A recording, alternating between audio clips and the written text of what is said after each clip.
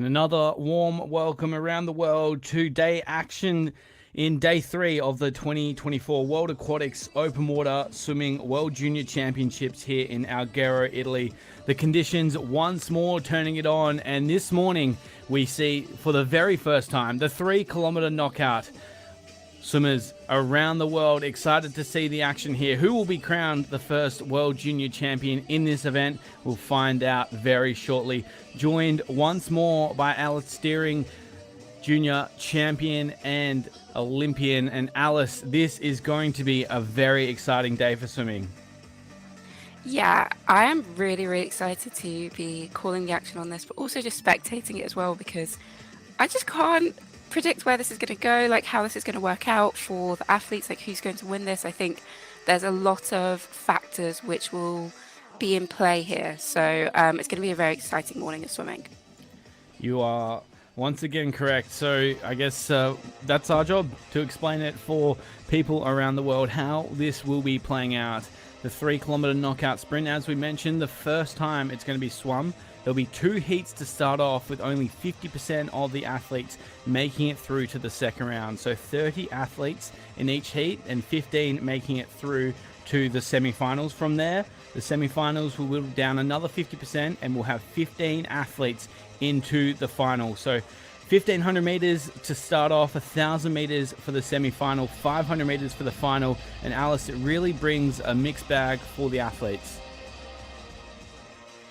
Yes, definitely.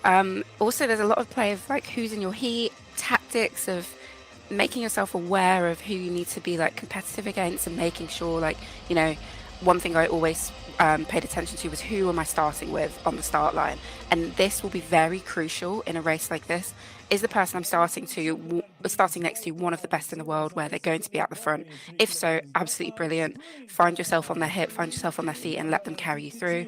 However, if it's someone that you're not as accustomed to, you have to be very aware of not getting caught in a position that you don't want to be in. That is going to be the tactics that we see play out, of course. It's going to be an interesting battle, because we know previously the open water sport in its introduction back in 2008 was primarily featuring those longer distance athletes. We've seen that transition into more of a pool speedy race, but this is really going to test it even more so.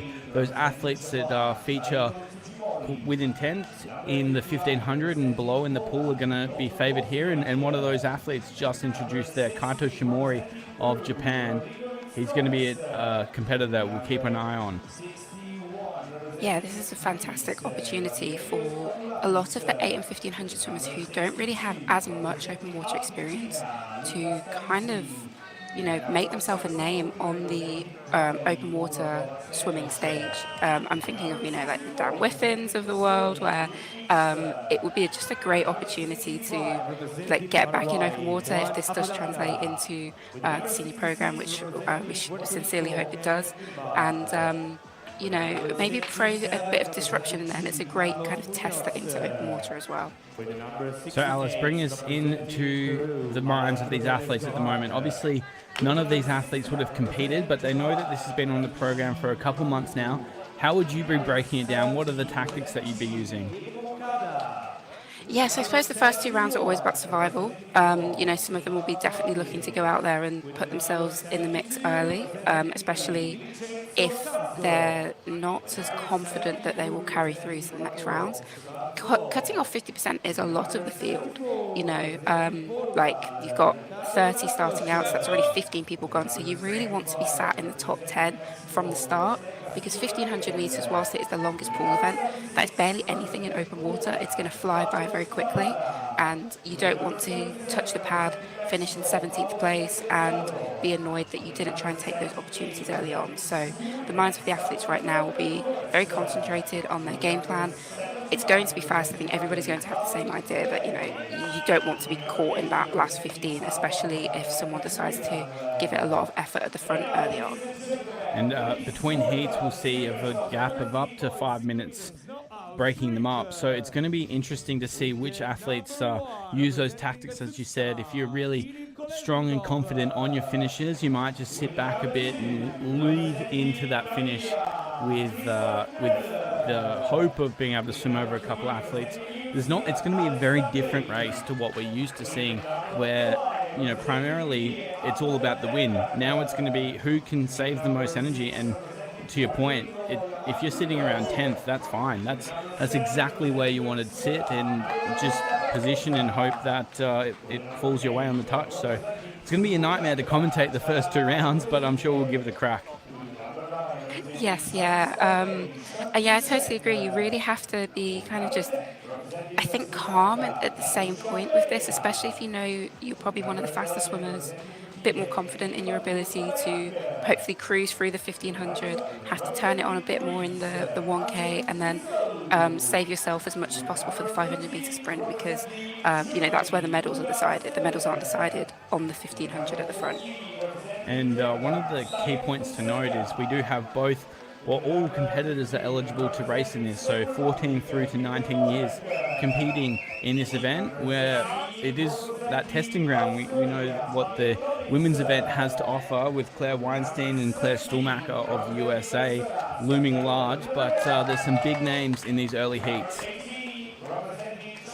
Yes, yeah, this is going to be, especially for the 5K boys and girls who race, this is going to be tough for them. The pace will be faster than what they experienced in their race, I imagine. It's not going to be easy. I'd love to see some of those age groups get through, which I'm sure they will, especially some of the, into the top 10 and the medal winners. But yeah, it's a really competitive field. You've got all age groups competing against each other, so it's going to be very dynamic. So we're welcoming out Heat 1 here. Heat 2 will be just after the start of Heat 1. We've seen some big names already walk out, the likes of Sasha Velli, the 10-kilometer champion from day 1, is back in action for France. He probably looms large as one of those favourites, a very dynamic athlete. Yes, yeah, absolutely. He's won World Cup medals, senior World Cup medals on the relay for the 4x1500 relay for France. So to even make that team for France is like challenging, but to win medals as well against the amazing countries around the world shows that he does have that speed which he can utilise. He's clearly got the endurance with winning the 10K so expertly yesterday. So I think he's definitely going to be a favourite to watch. One of the athletes I've got my eye on, Xavier Collins of Australia, wearing 16, 23 point on that 50-meter freestyle. So he has that lightning speed that could be useful when it comes to the 500-meter race to finish off. Yes, yeah, we really cannot understate how important speed is, both in a 10K but also for a race like this. These are really good shots that this was waiting here. You can see a lot of nerves, staying calm, going through their process, taking a deep breath. The music always intensifies. The music always intensifies these moments, as you can imagine, but you just have to concentrate on your own thing. So we have Heat 1 ready to go on the starting platform. As we mentioned, 30 athletes starting in Heat 1, 30 to come in Heat 2. Only the top 15 making it through. Remembering, of course, this first lap, 1,500 meters long. Moving to round 2 will be 1,000 meters, and the third and final round, there'll be 500 meters to contest. So a bit of excitement here. A world first, and Alice, it's going to be very exciting to call this through. Yes, yeah, I'm really, really excited for this one. Against each other, especially for the girls. I think this is going to be really fun to watch how this works. But I feel like the girls are actually in an advantageous position this morning, getting to see how it works for the boys, what tactics play out, and have some lessons learned from that, and especially from the swimmers who get out from their federations. And I know there's a lot of officials around the pool deck or racing track, I should say, the field of play here in Alghero. Excited to pull this through. This is, of course, a world first event. I'm sure we'll be seeing this pulled through to the potential world championships as well. So I know around the world there'll be a lot of superstars, as you mentioned. Dan Whiffen most likely interested to see how this one plays out as we get ready for the start here. For the very first time, this is the 3-kilometer knockout. Heat 1 on the pool deck. The flag is up for the officials. The nerves would be high. On your marks and underway. The 3-kilometer knockout. Heat 1. Here we go. Fast and furious. Alice, a clean start across the board. Yeah, it looked really good. The balance of the swimmers was really well managed really well there. You know, you kind of have to like deal with like the toing and throwing of the pontoon as everyone like leans over. So good to see they all got away cleanly and hopefully without too much stress. So Heat 2 walking out, but Heat 1 in the water. We'll try and keep this gap as close as possible, remembering, of course, only 5 minutes between the heats. The top 15 of each heat will go through to the semi-final here, and then they'll meet in the final. So far, there's not a lot of separation. We know that the heavy favorite in this is Sashaveli. He's used to that elite speed of a World Cup, and I'm sure he'll be looking to lay down the law in this opening heat. Just see, it becomes ever so important as to how you use your skills on these turns. You can really move back in the field with there's only one lap to play with. Yes, yeah, you're so right. You cannot take any chances. You can't be too you can't just let people walk all over you, basically, is what I'm trying to say. You need to assert your space, especially in a race like this. Quite a few times in the 10K when you're moving into a buoy and something's like that, I used to be like, okay, no, let's just let it be. I don't want to stress myself about this. You know, we're on lap 3 of however many we've got to do.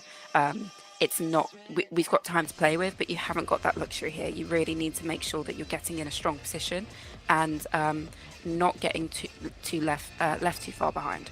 So it's a bit of an interesting strategy pulling out here. It looks like Sashaveli leads Xavier Collins of Australia, Canada up there in the top 3 as well. Now, I wanted to break this down as we have Heat 2 out on the starting pontoon. When the athletes are approaching a race like this, there's a lot of benefit of going out fast. If you can get some separation, that means you might get some rest in the back half of the race, which of course could lead to extending that 5-minute break that these athletes will be facing, right? Yes, that's so true. There's so many ways to play this, whether you wanted to like just sit in the pack and then sprint the last 200 meters to get into the top like 15 and just secure that. But yeah, the way this is being swum at the moment, I suppose if you break a lot of the pack, especially the younger ones, in the first 400-500 meters, you have a lot of opportunity to just cruise the last like 300-400 meters and kind of swim down ready for the 1,000 sprint. Yeah, it's going to be interesting to see how it plays out. We know the heat will come on the back end. Some swimmers with absolutely nothing to lose early on. This is Heat 2. The starter's ready. Flag is up. And the boys in Heat 2 of this 3-kilometer knockout are about to get underway. They are in the water now. Heat 2, what a moment. World's first 3-kilometer knockout. Both heats underway. There's some superstars once again racing in this heat. Luke Ellis looms large for the USA. Kaito Shimori, Peter Wozniak, to name a few. And Alice, we are in the water. What a special moment for open water swimming worldwide. Yeah, this is really exciting. I really do love that the juniors are the testing ground and the kind of like the baby to give this event its first go. I think it's really special as a junior knowing that you get to be the first to try it out. The officials will be asking for feedback from the federations, from the athletes afterwards, and seeing how, if it does need changing, how it can develop. But it is really special. Speaking from experience, I've had this luxury before with the 4x. It was a 4x1.25, but essentially the relay that we'll see tomorrow was tested at the World Juniors in 2016. So it is really nice as an athlete to know that you're kind of part of history. I'm sure whoever takes home the gold medal as well will wear that crown with pride for their entire career. Out in front of Heat 1 here, Sashaveli leads the way to Xavier Collins. They don't look like they're stressing too hard. They have split away from the pack though, and sitting in third there we have our Canadian. We'll try and get an update on who that is shortly, but the boys look very comfortable out in front and clearly applying that strategy that we expected to lead out hard early on and just avoid a lot of the chaos, hoping to get some rest on the back end of this race. Yeah, I think the Canadian is Fonseca of Canada. Yeah, it's looking smooth. It's looking easy. Well, relatively, because it's obviously when we see it strung out like this, it means one person's going for it. But Sashavelli looks quite like smooth and easy there. I think he's just probably sat at a pace that feels comfortable for him, and he's just making everybody else deal with it. And you see the contrast here with Heat 2. They don't have the big name like Sashavelli to lead them out, so there's a lot of boys hoping to take that mantle as they come into that first turn. Yeah, there are a lot of big names in this heat still. You got Wozniak of Poland, Tsutsumori of Japan, and Luke Ellis of America. So there is a lot of speed in this heat. It'd just be interesting to see like what tactics are at play here, because nobody's going to want to tire themselves out too much. You know, Sashavelli is a seasoned 10K swimmer. He'll be able to deal with swimming a hard 1500 and then going into a hard K and then a hard 500, whereas a pool swimmer might not have as much of that engine, and so they have to conserve their energy in a different way. So yeah, we're seeing at the moment two different events being played out, but it'll be interesting to see if Heat 2 progresses into something like this at any point. Yeah, I'm sure when we get around those cans, Peter Wozniak will want to take the lead.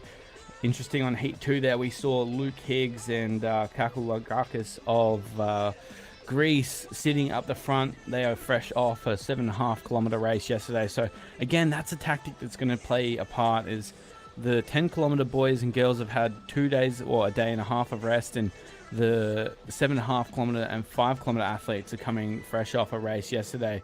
But it looks like Luke Higgs here of Heat 2 in the Australian cap on the bottom is leading that. Luke Higgs, like a really good up-and-coming surf athlete as well. So he's used to racing the shorter ocean races, 400 meters around those cans with a start in and out of the beach. So potentially this could be a race that suits those athletes such as Luke Higgs, who've started their career in the surf club. Yeah, it's a really, really cool point. That's one thing that I don't really pay attention to, is the fact that there are many, many other open water based sports and styles of doing open water swimming that can translate across into events like this really well. Of course, the 10K too, but yeah, you're so right. That speed and that power that you need, especially from the start, to just be able to go, is quite unique. And it's something that I was never quite able to capture. So I know I would have really had to lock in, have a very strong warm up.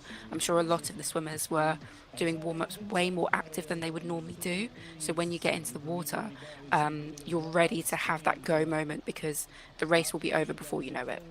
Well, we talked about that on day one as to how much it can impact you from going from a resting heart rate to a max heart rate. And this is really where it's going to start to play a toll on some of the athletes. It is 1,500 meters, but in the pool, it's much more structured. You know, you have 30 laps to swim, and you know relatively how you'll pace those. But for this race, it's all out of your control as we come down to the far side of the course. This is turn buoy number 2. And I expect it to start to heat up here, Alice. Those athletes that are sitting a bit deeper in the pack will start to make a move, because they know there's only 750 meters to make it through to the next heat. And I'll just comment as well, that is a sharp turn. That is a very, very sharp turn to be able to deal with. So a lot can, especially when you're swimming in a line like this, a lot can kind of go wrong with that. And even in swimming in a pack, it'll be really interesting to see Heat 2 when they come through there, if there's still a large number of people in the pack. That's going to be very volatile. With only 750 meters to go, if you lose 5 places on a turn, that could be the moment the race is lost for you. So it's really important to watch out for moments like that and make sure you get into strong positions and just kind of brace yourself for what is coming. We've seen in the opening 2 days of competition, races have been won and lost on that touchpad. So I'm sure as we emphasize the touchpads once more through 3 heats of racing, it's going to be ever more important for these athletes to lock in on those skills. Yes, certainly. And but those touchpad moments are really, like we were saying, you can train for it. You can train to be ready to touch, and you reach out and you stretch out and you touch it at the very front of your stroke, as far away from your head as you can. But it's so hard to recreate those moments, because in a lot of these cases you've just swam like 10K. your stroke rate is through the roof. You're looking up, trying to spot the finish, and you've got white water next to you of someone trying to do exactly the same thing. And that's so hard to recreate, that fatigue and that mental fatigue. So, yeah, we see some, it's great for the spectators, but obviously it can end up with heartbreak for quite a few of the swimmers. We can see both our first and second heat there. The first heat about to come back on that final straight. The second heat has linked into a bit of a diamond formation, which is what we will come to expect in these races. But we'll get an update on who that lead swimmer is. There's still a lot of boys in contention. Remembering 15 athletes moved through. Alice, I've been meaning to ask, how much do you think this being the first time it's been raced on an international stage means to these athletes? And obviously the gold medalists will forever hold the title of being the first world champion to win the 3 kilometer knockout. Yeah, I think this is really, really cool. I think it's a really, really cool format. It's just so creative as well. It's something that I would never considered with open water, making it sprint based is really exciting. And yeah, for the juniors who, you might be more of a 1500 swimmer who has done well in open water in your country, and having this as kind of like a nice midway point. It's like way faster than a 5K. It's going to have to be. And we've just seen them get caught around the buoys, as I was kind of mentioning before. It's tough. You can see quite a few swimmers losing place there. That French cap at the bottom kind of got caught around it, and hopefully he can regain some of that space that he's just lost. But back to the point of the enjoyment of the athletes of getting to immerse themselves in this. I think it's quite fun that it's new, because it means that there's a bit of less pressure on it. It's a bit of like, oh, let's see what happens. I think federations will be unsure of how to approach it. Everyone's going to approach it very differently, as we see in like Sashavelli taking it out. This one is a lot more like hotly contested, so it's making for some very exciting racing.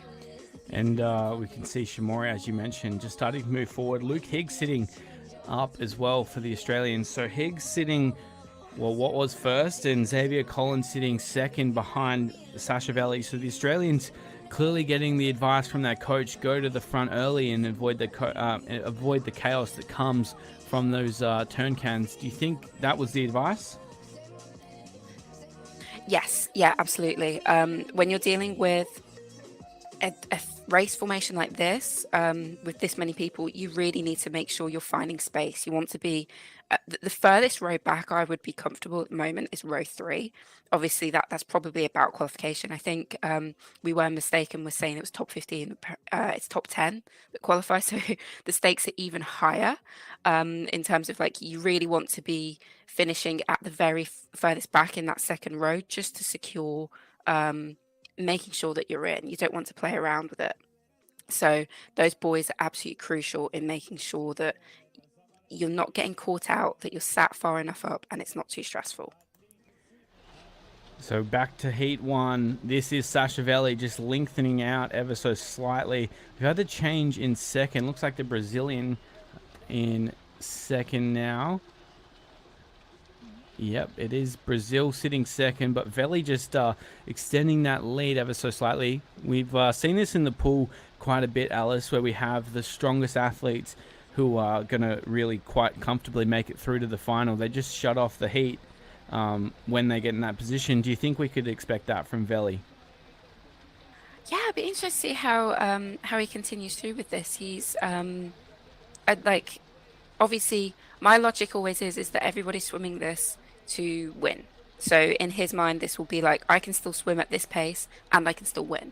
So it'll just be interesting to see if he does turn it off at any point. We must only have about 200 meters, two to 300 meters left to go. So it's not too far. If he's going to turn it off now would be the time. But at the same time, he knows there's a lot of fast swimmers behind him. You can't really take anything for granted.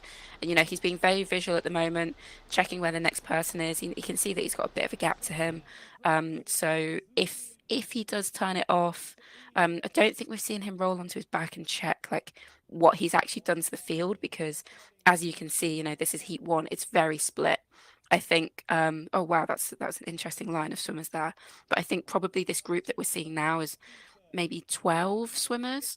So even if he completely turns off the pace now, he would be fine. But you don't really want to take those liberties when it is such a volatile race. Yeah, how much do you think Malechi sitting there for Brazil, not sitting on his feet, would be playing into Veli's hands? Yeah, this it's interesting. He's it's difficult to see the lines of the swimmers, but it can't be like drastically different. And we do see him coming over now. I think he probably had pulled out hoping to overtake. Realized it wasn't happening. Just thought, you know what, let me just get back on his feet. Don't need to stress myself too much. Yeah, I'm always one for drafting on feet. I highly recommend it whenever you're in those situations. Just tuck back in behind the other swimmer.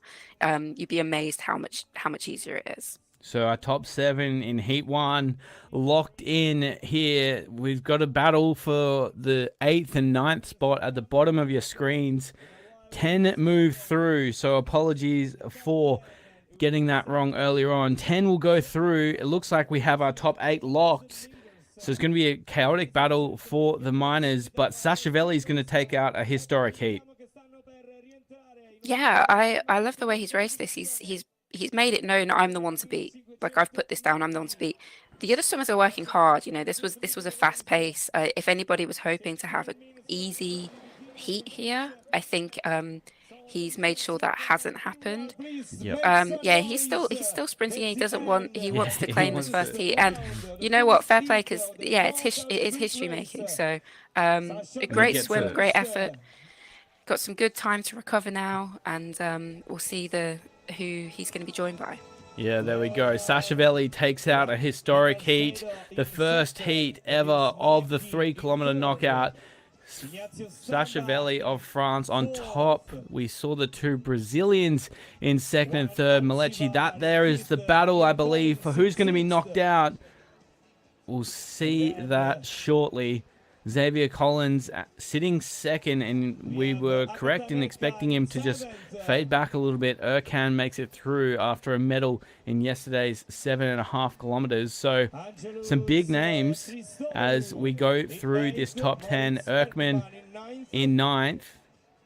I believe the 10th swimmer has crossed the line. Oh, there we go. Fonseca of Canada getting through in 10th spot. So Alice, that was an exciting way to move through the heat, and clearly that fast start the Fonseca laid out in the early stages of that race led to him making it in the top 10 as we move back to Heat 2 now.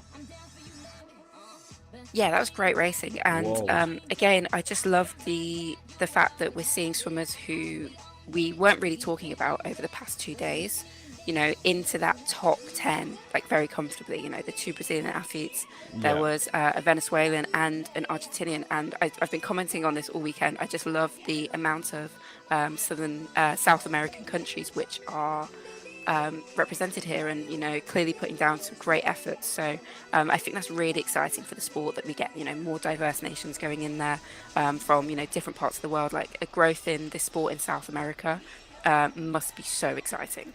But we move back to Heat 2 now, and it's really starting to heat up here. This is what we were looking for as we brought the 3K knockout to Yes. life. This is going to be chaos through the final finish. Yes, yeah. Spare a moment for the technical officials who have to pick who has, or have to like check the results and probably check a video to make sure that we get the correct top 10 through in quite a short amount of time as well, so that athletes can know and prepare for it. But this is what I was expecting This is of awesome.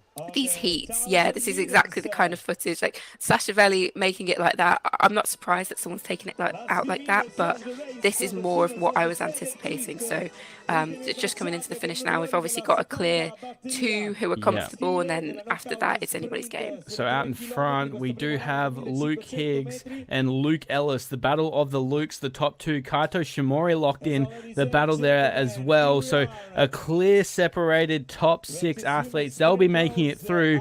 Who's going to get the heat win? That's the battle. Higgs and Ellis all the way down to the touchpad. Look at the last spurt. It is Higgs across the line. Double tap. Oh, this is going to be chaos. I have absolutely no idea. I think that's 10th there.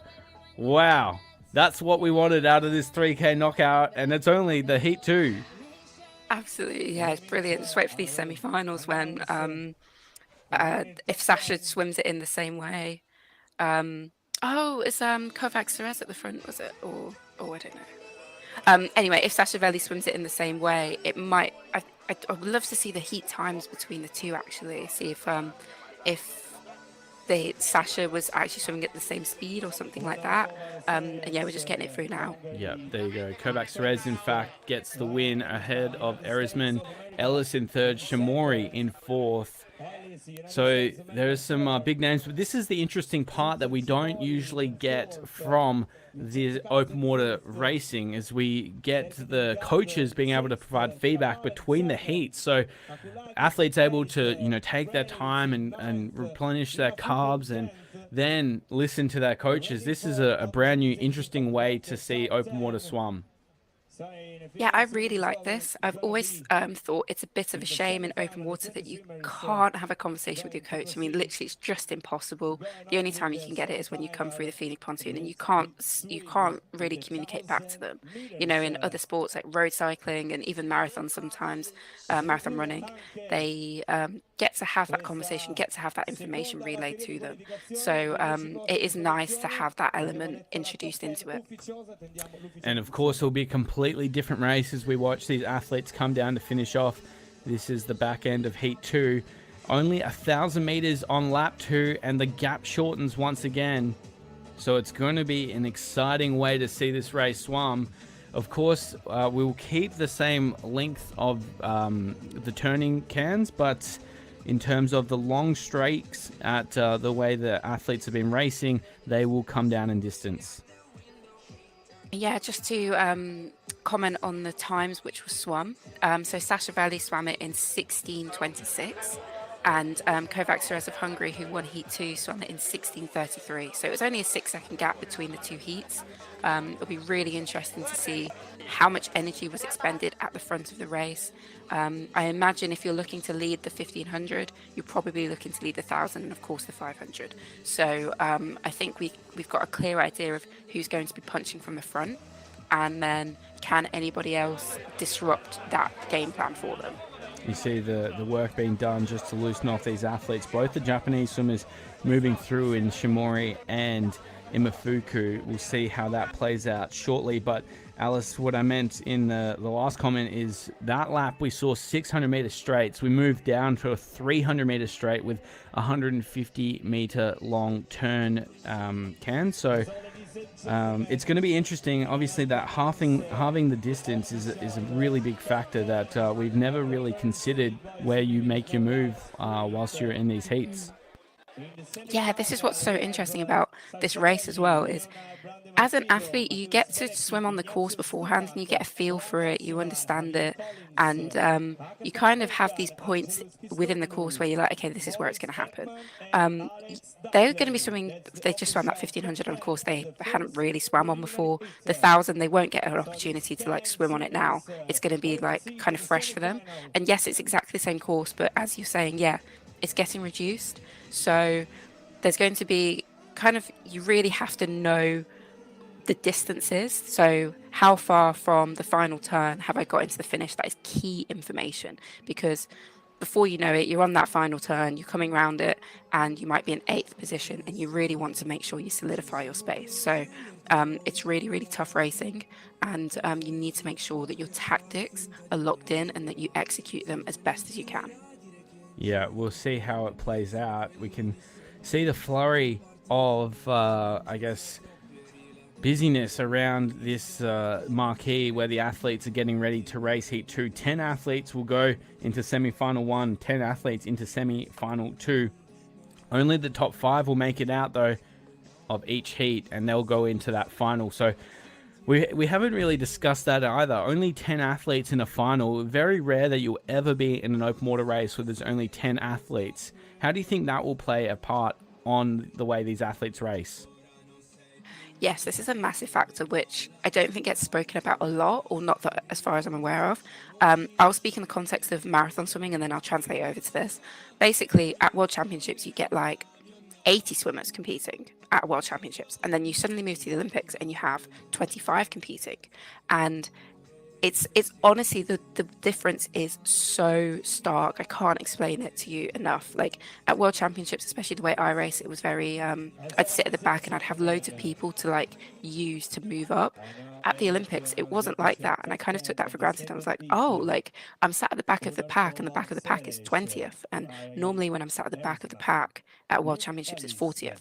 So in this context, when you only have 10 people to swim against, you have to be very aware of every single person around you. You can't take any one body for granted. You know, if you're sat at the back and you're thinking, oh, okay, like it's comfortable, it feels easy, but there's only 10 of us. So if there's any point that you're going to get dropped, and yes, it's only 500 meters, so I think we'll see things similar to what we saw a few days ago, where we'll get like straight lines across the front. I think we'll, and that's going to be very exciting because, you know, it's only 10 people. You haven't got too much to look at and to worry about.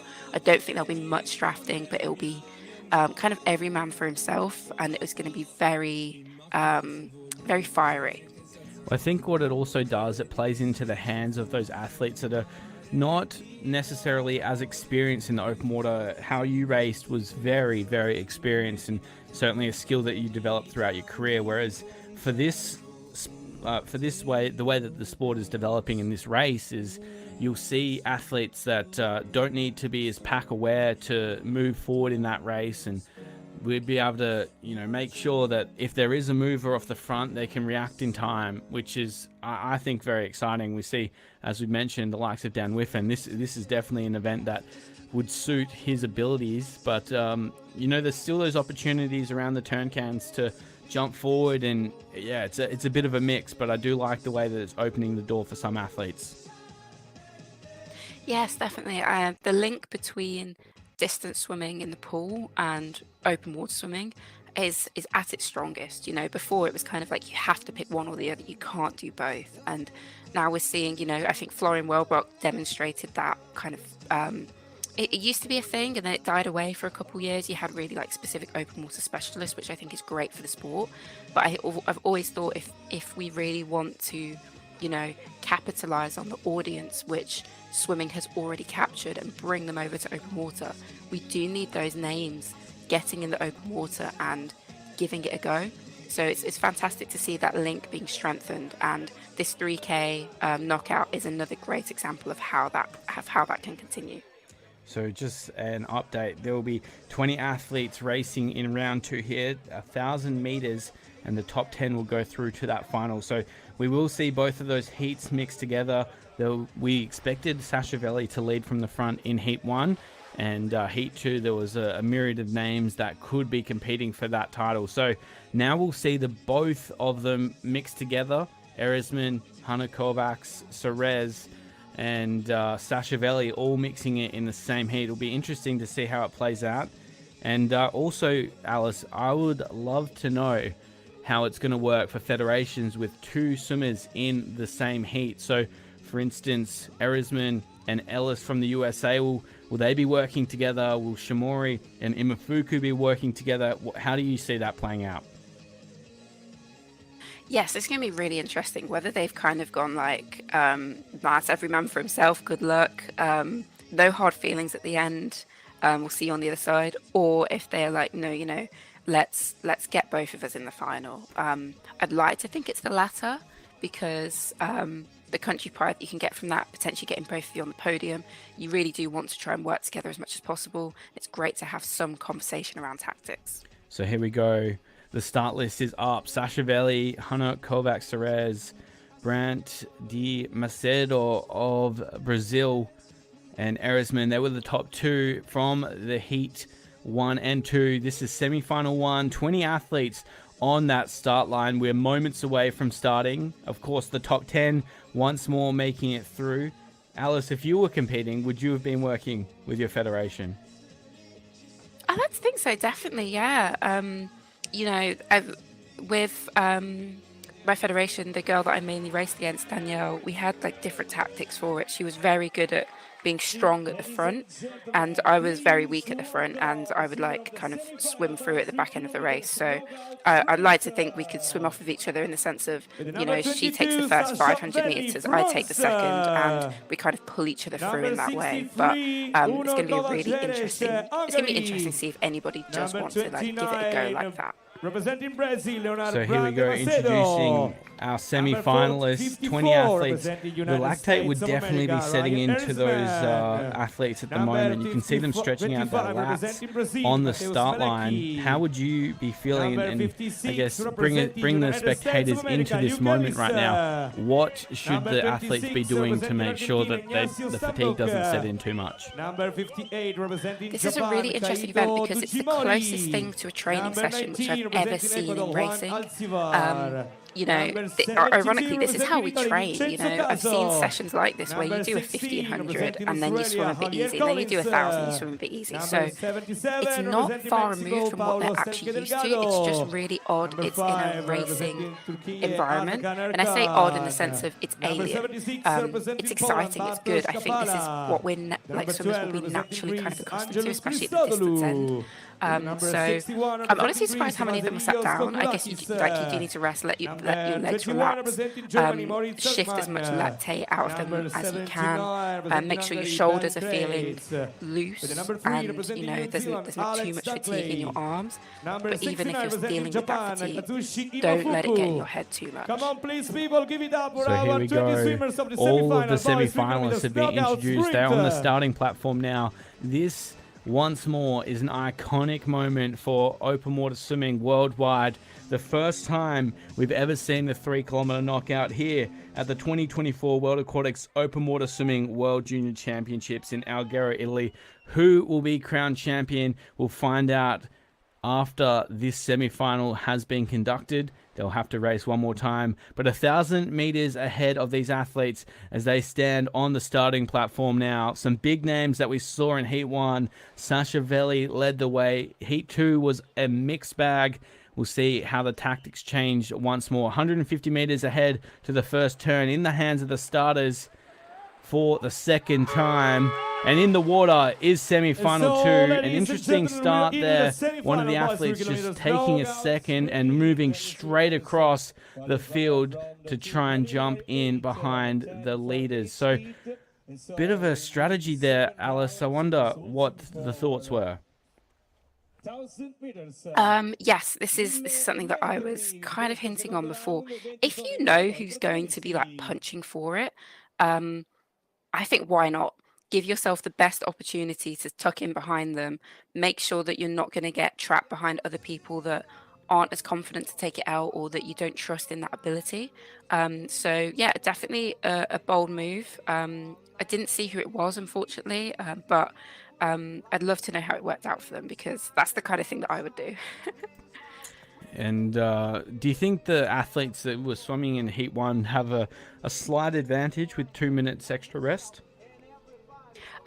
I think with the amount of time that they did have rest, probably not. I think they probably hit that sweet spot, World Aquatics, of just making sure that people couldn't complain, oh, they had like so much more rest than me or something like that. So I think with an event like this where you do have to split up the heats, like it wasn't going to be achievable or fair to the athletes to have put 60 athletes in one heat and then only take the top 20 or something. Like that's really tough to go by.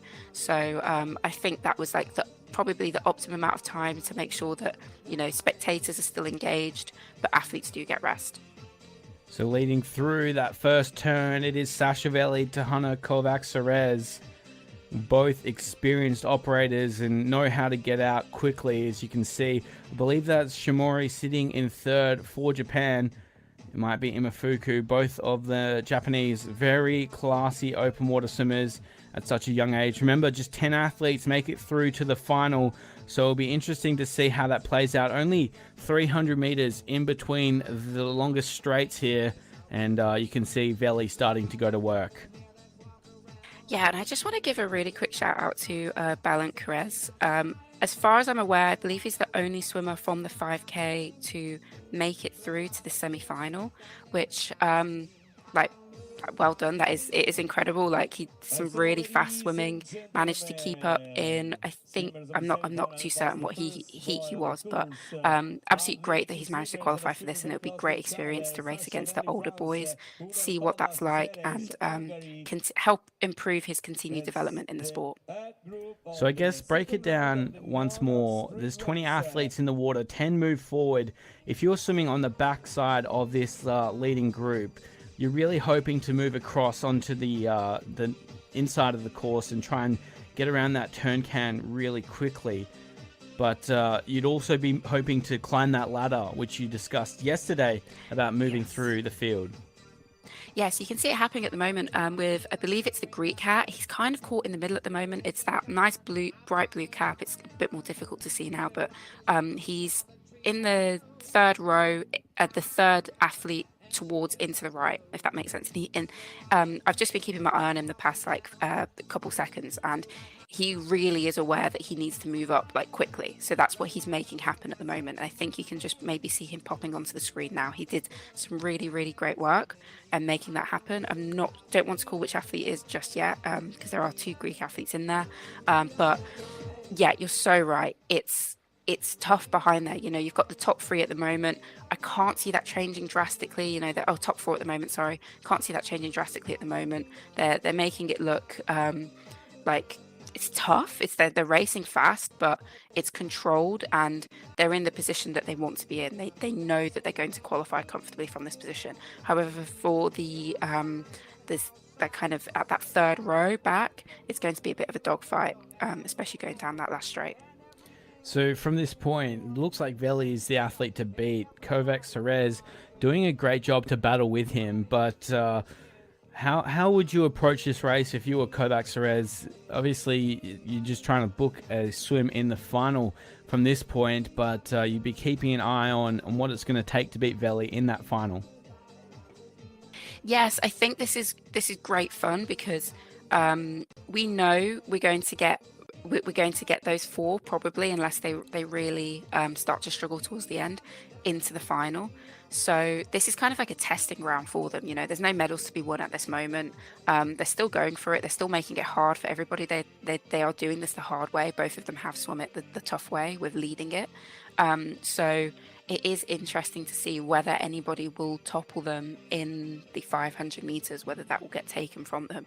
And as you can see behind them now, you've got like about 10 swimmers really fighting it out. This is a fast-paced 1000, and they're keeping up with it, but they're kind of ending up swimming against each other, literally, like really fighting for those spaces. You can see Veli out in front. He's really working quite hard. He does have quite a low stroke rate naturally, but you can see the way that he's engaged his kick ever so slightly and keeping that stroke rate up. It's definitely not an easy swim for the French champion from day one.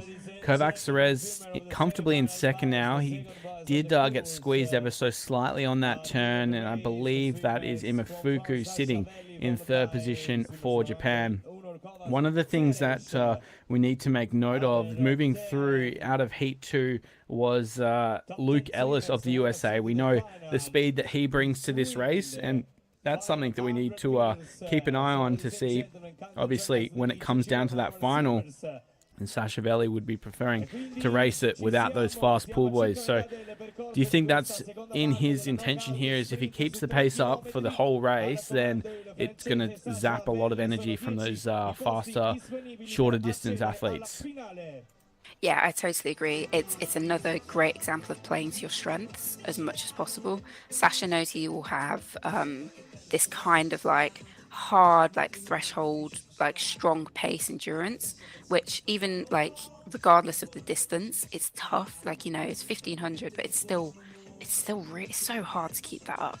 So yeah, I think it's smart racing from him, and this is my point. He's swimming it to win it. This is how he is confident he can win the race, by leading both of his heat, his heat and the semi-final, and then obviously wants to lead the 500 as well in the same fashion. So it'll be interesting to see if any of the faster athletes like Elias, like Imafuku, can challenge him at the end at that 500, because 500 is going to halve this distance. So, Yeah. you know, they'll be looking to finish at about now during the 500. So whether that is going to be like beneficial for Luke Ellis and Imafuku, we'll see. But Sasha looks really strong and dominant at the moment. So if you break down that front group, I really want to stress to people watching around the world that Sashavelli out in front is absolutely turning on the heat. He is working very, very hard. You can see from his stroke rate that's quite high. He's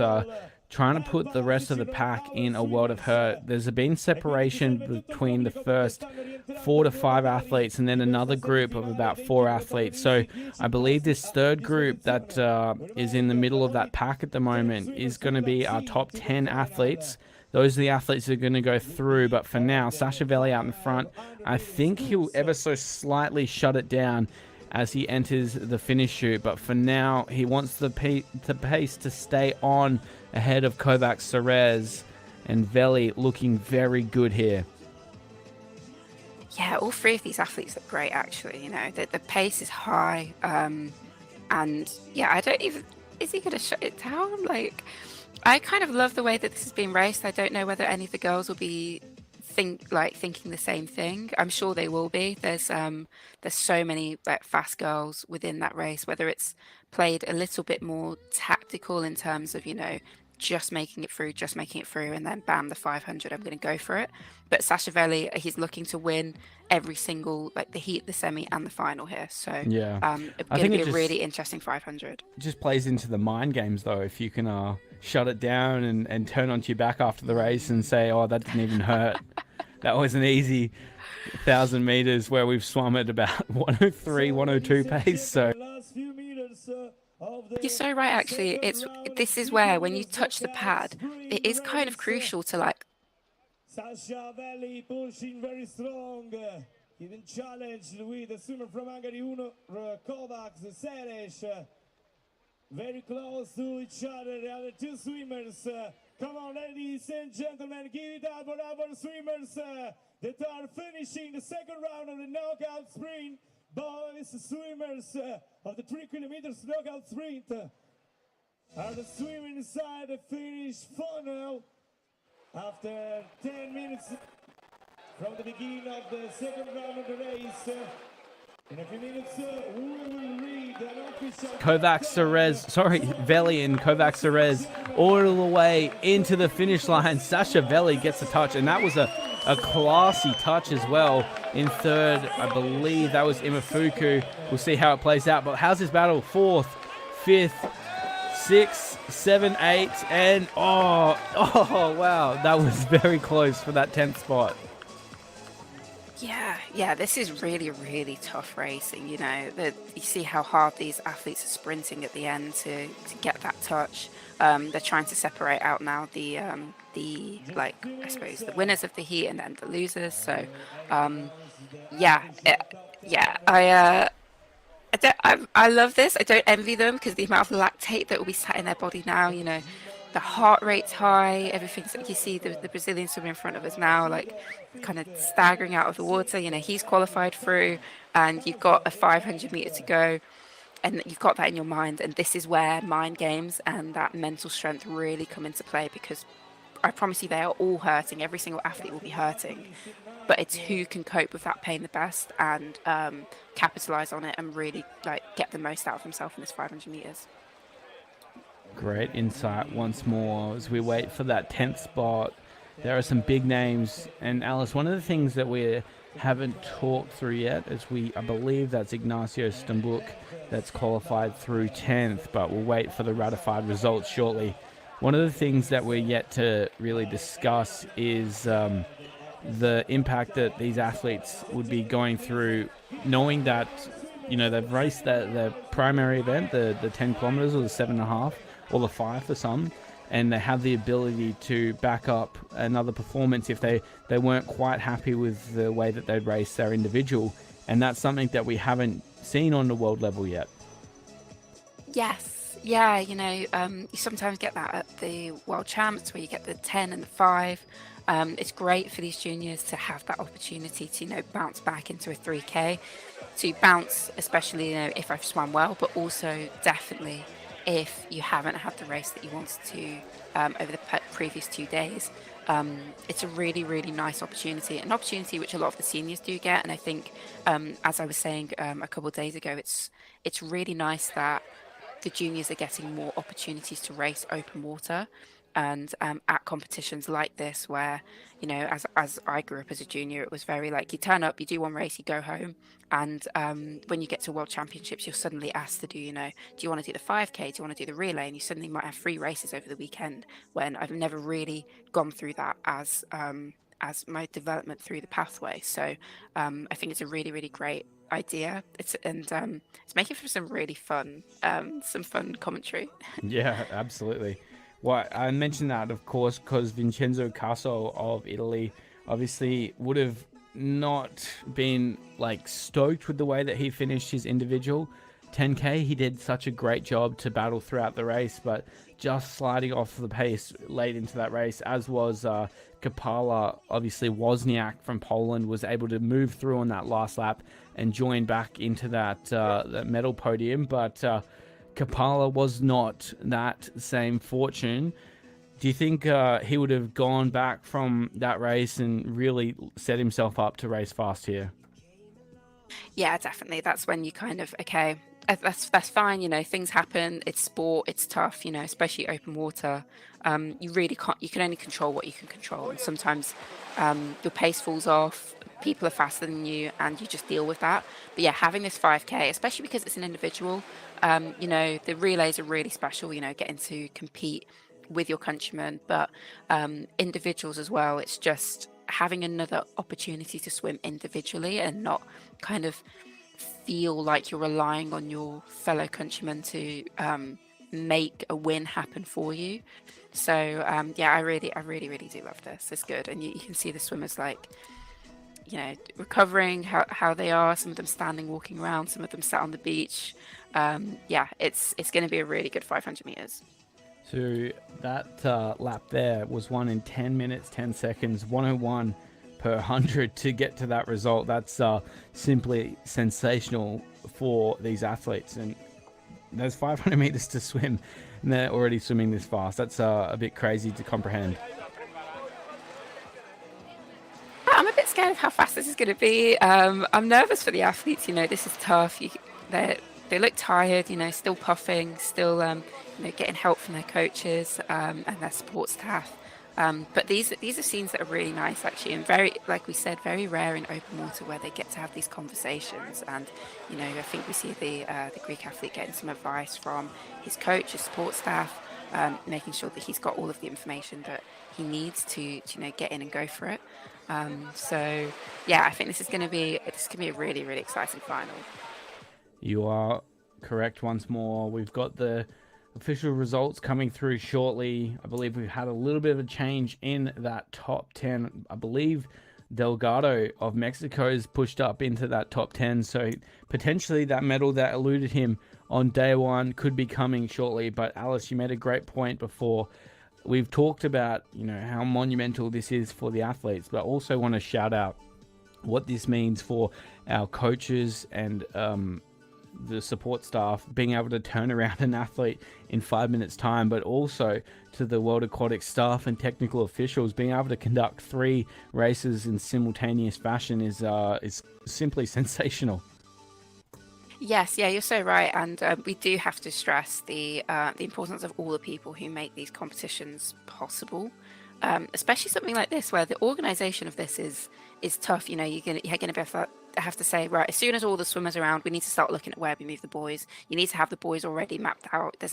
You haven't really got the time or luxury to for error in that way. So and yeah, of course, the support staff. I think this is one of those events that fingers crossed one day can be at the Olympic Games. And all of this information and all of these kind of learning lessons from the athletes, from support staff at the moment, are going to be so valuable when they progress into like senior stages, and we see this at more and more competitions.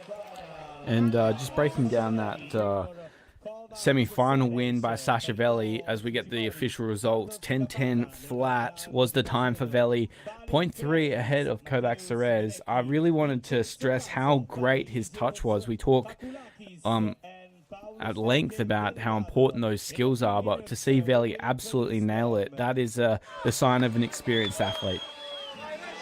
Yes, definitely. You know, timing that right, getting the touch at the front, making sure you've spotted the finish is absolutely crucial. And again, I'm sorry, I just need to shout this out. The Hungarian 5K swimmer, just trying to find his name real quick. Where's it gone? Kriez. Anyway, the Hungarian 5K swimmer has made it through to this final. I think that's absolutely fantastic. It's great to see all three events represented on this leg, basically. Yeah. You know, I was really concerned it might just be the 10s and the 7.5, but to have a 5K swimmer in there as well is absolutely fantastic to see. That is scary good for Kriez to be battling it out. Just 15 years of age, and he's in the final of the boys 3 kilometer knockout. So not far away from the start. We've talked about what this means for the athletes. A monumental event and a historic occasion is about to come. For the first time, we'll crown a world junior champion in the 3 kilometer knockout. The boys talking on the starting platform, so we're not far away from the start. This is a 500 meter lap, 150 meters to the turn, 100 meters straight, 150 meters to the turn, and a 100 meter all-out sprint to see who will be claiming that national title. A bit of love between the Brazilians as we move into the hands of the starters. Historic event lies ahead. Who will be crowned the champion? And they're underway for the very first time. It's going to be fast and furious. Yes, this is going to be crazy. 150 meters. You can hear the support on the beach for these athletes. Everyone would be wanting to see how this plays out. We saw Veli go to the start very early in every one of his races. Hunter Kovacs also, I believe that's Kovacs Serez, in the lead at the moment, but Veli pushing hard. Yeah, and again, we saw an athlete cut across quite early to get on the feet of the fastest swimmers. You know, we've seen Veli, Kovacs Serez, Imafuku lead these races. So I always think it's just smart swimming, you know, get on their feet, hold on, and then see if you've got the sprint finish to come past them at the end. Yeah, traditional open water racing from this point, it's going to be an all-out sprint. The 100-meter straights, that's something that really plays with your head. After what was in the first heat, 600 meters long, down to 100, you can place a lot of stress on that playing an impact on the athlete. Yeah, this is really, really tough. You know, the lactate will be setting in. These are mind games at the moment. We see Veli and Kovacs Serez swimming next to each other, but not looking at each other. But trust me, they know that the other person's there. Like, they can feel their wave disruption and the effort that they're putting through the water. And of course, they know there's going to be some very fast boys behind them. So it's really going to be like a tough like 6-7 minutes of swimming for them. There was a big move there by Kovacs Serez, jumping across the back of Sasha Veli to get on the inside. Oh no, he gave it up. Oh no. That was, I thought that was a very, very smart move by Kovacs Serez, getting on the inside of Veli. That's what Veli's been trying to do in every lap, is try and take that inside into the turn can. And it's worked for him so far, but there's a bit of a argy-bargy between Kovacs Serez and Veli out in front. Yes, yeah, and I think this is maybe one of those tactics that you mentioned yesterday. It's just kind of disrupting Veli in some way, you know, cutting across, cutting back across. I don't know how intentional it was to do that. I think he probably did want that out inside line, but I got the feeling that Veli would have just pushed him further and further in until he's pushed him out, and then he has to fall in behind him anyway. So, yeah, it's really, really tough, and it's things like that where you don't have a lot of time to play with them. So Kovacs Serez was like, actually, no, this isn't the right decision. I'm not going to sit here until I prove to myself it's the wrong decision. I'm cutting back over and I'm going to take that outside line.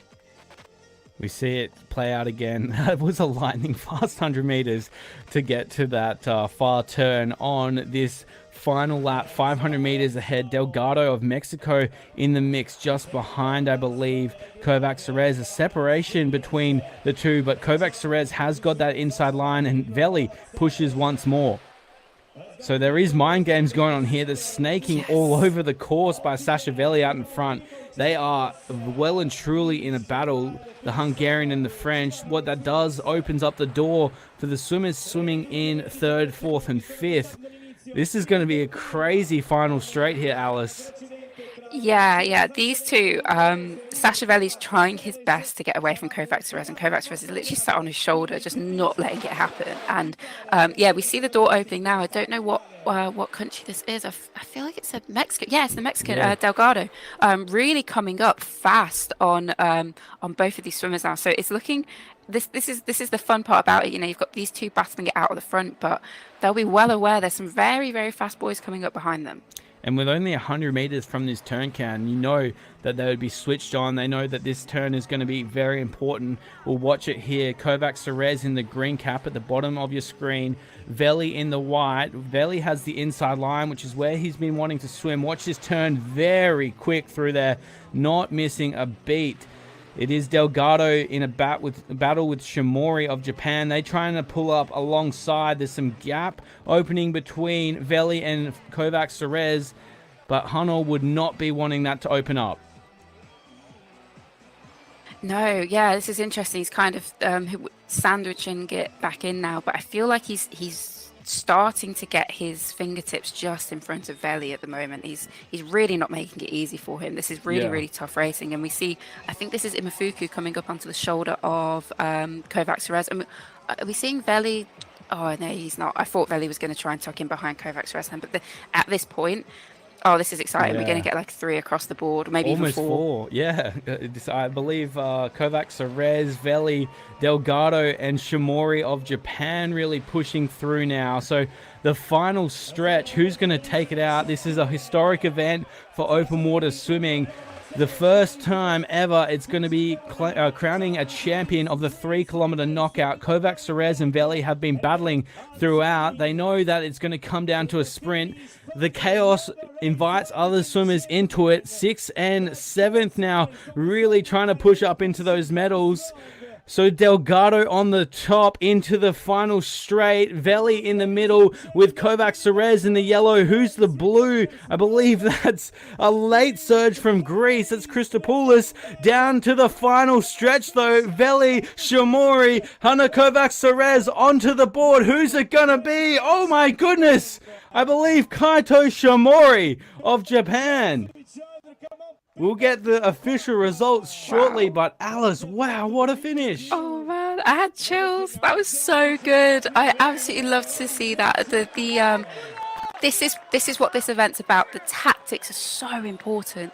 Shimori raced a fantastic race then. Yeah, I think I saw his hand touch first, and absolutely great for Japan to come away with what we think is a gold medal at the moment. And yes, it's been confirmed at the preliminaries at the moment. So really exciting. And I did kind of think at one point, like, is it just going to be the Veli and Kovacs Serez show? We got Greece in second as well.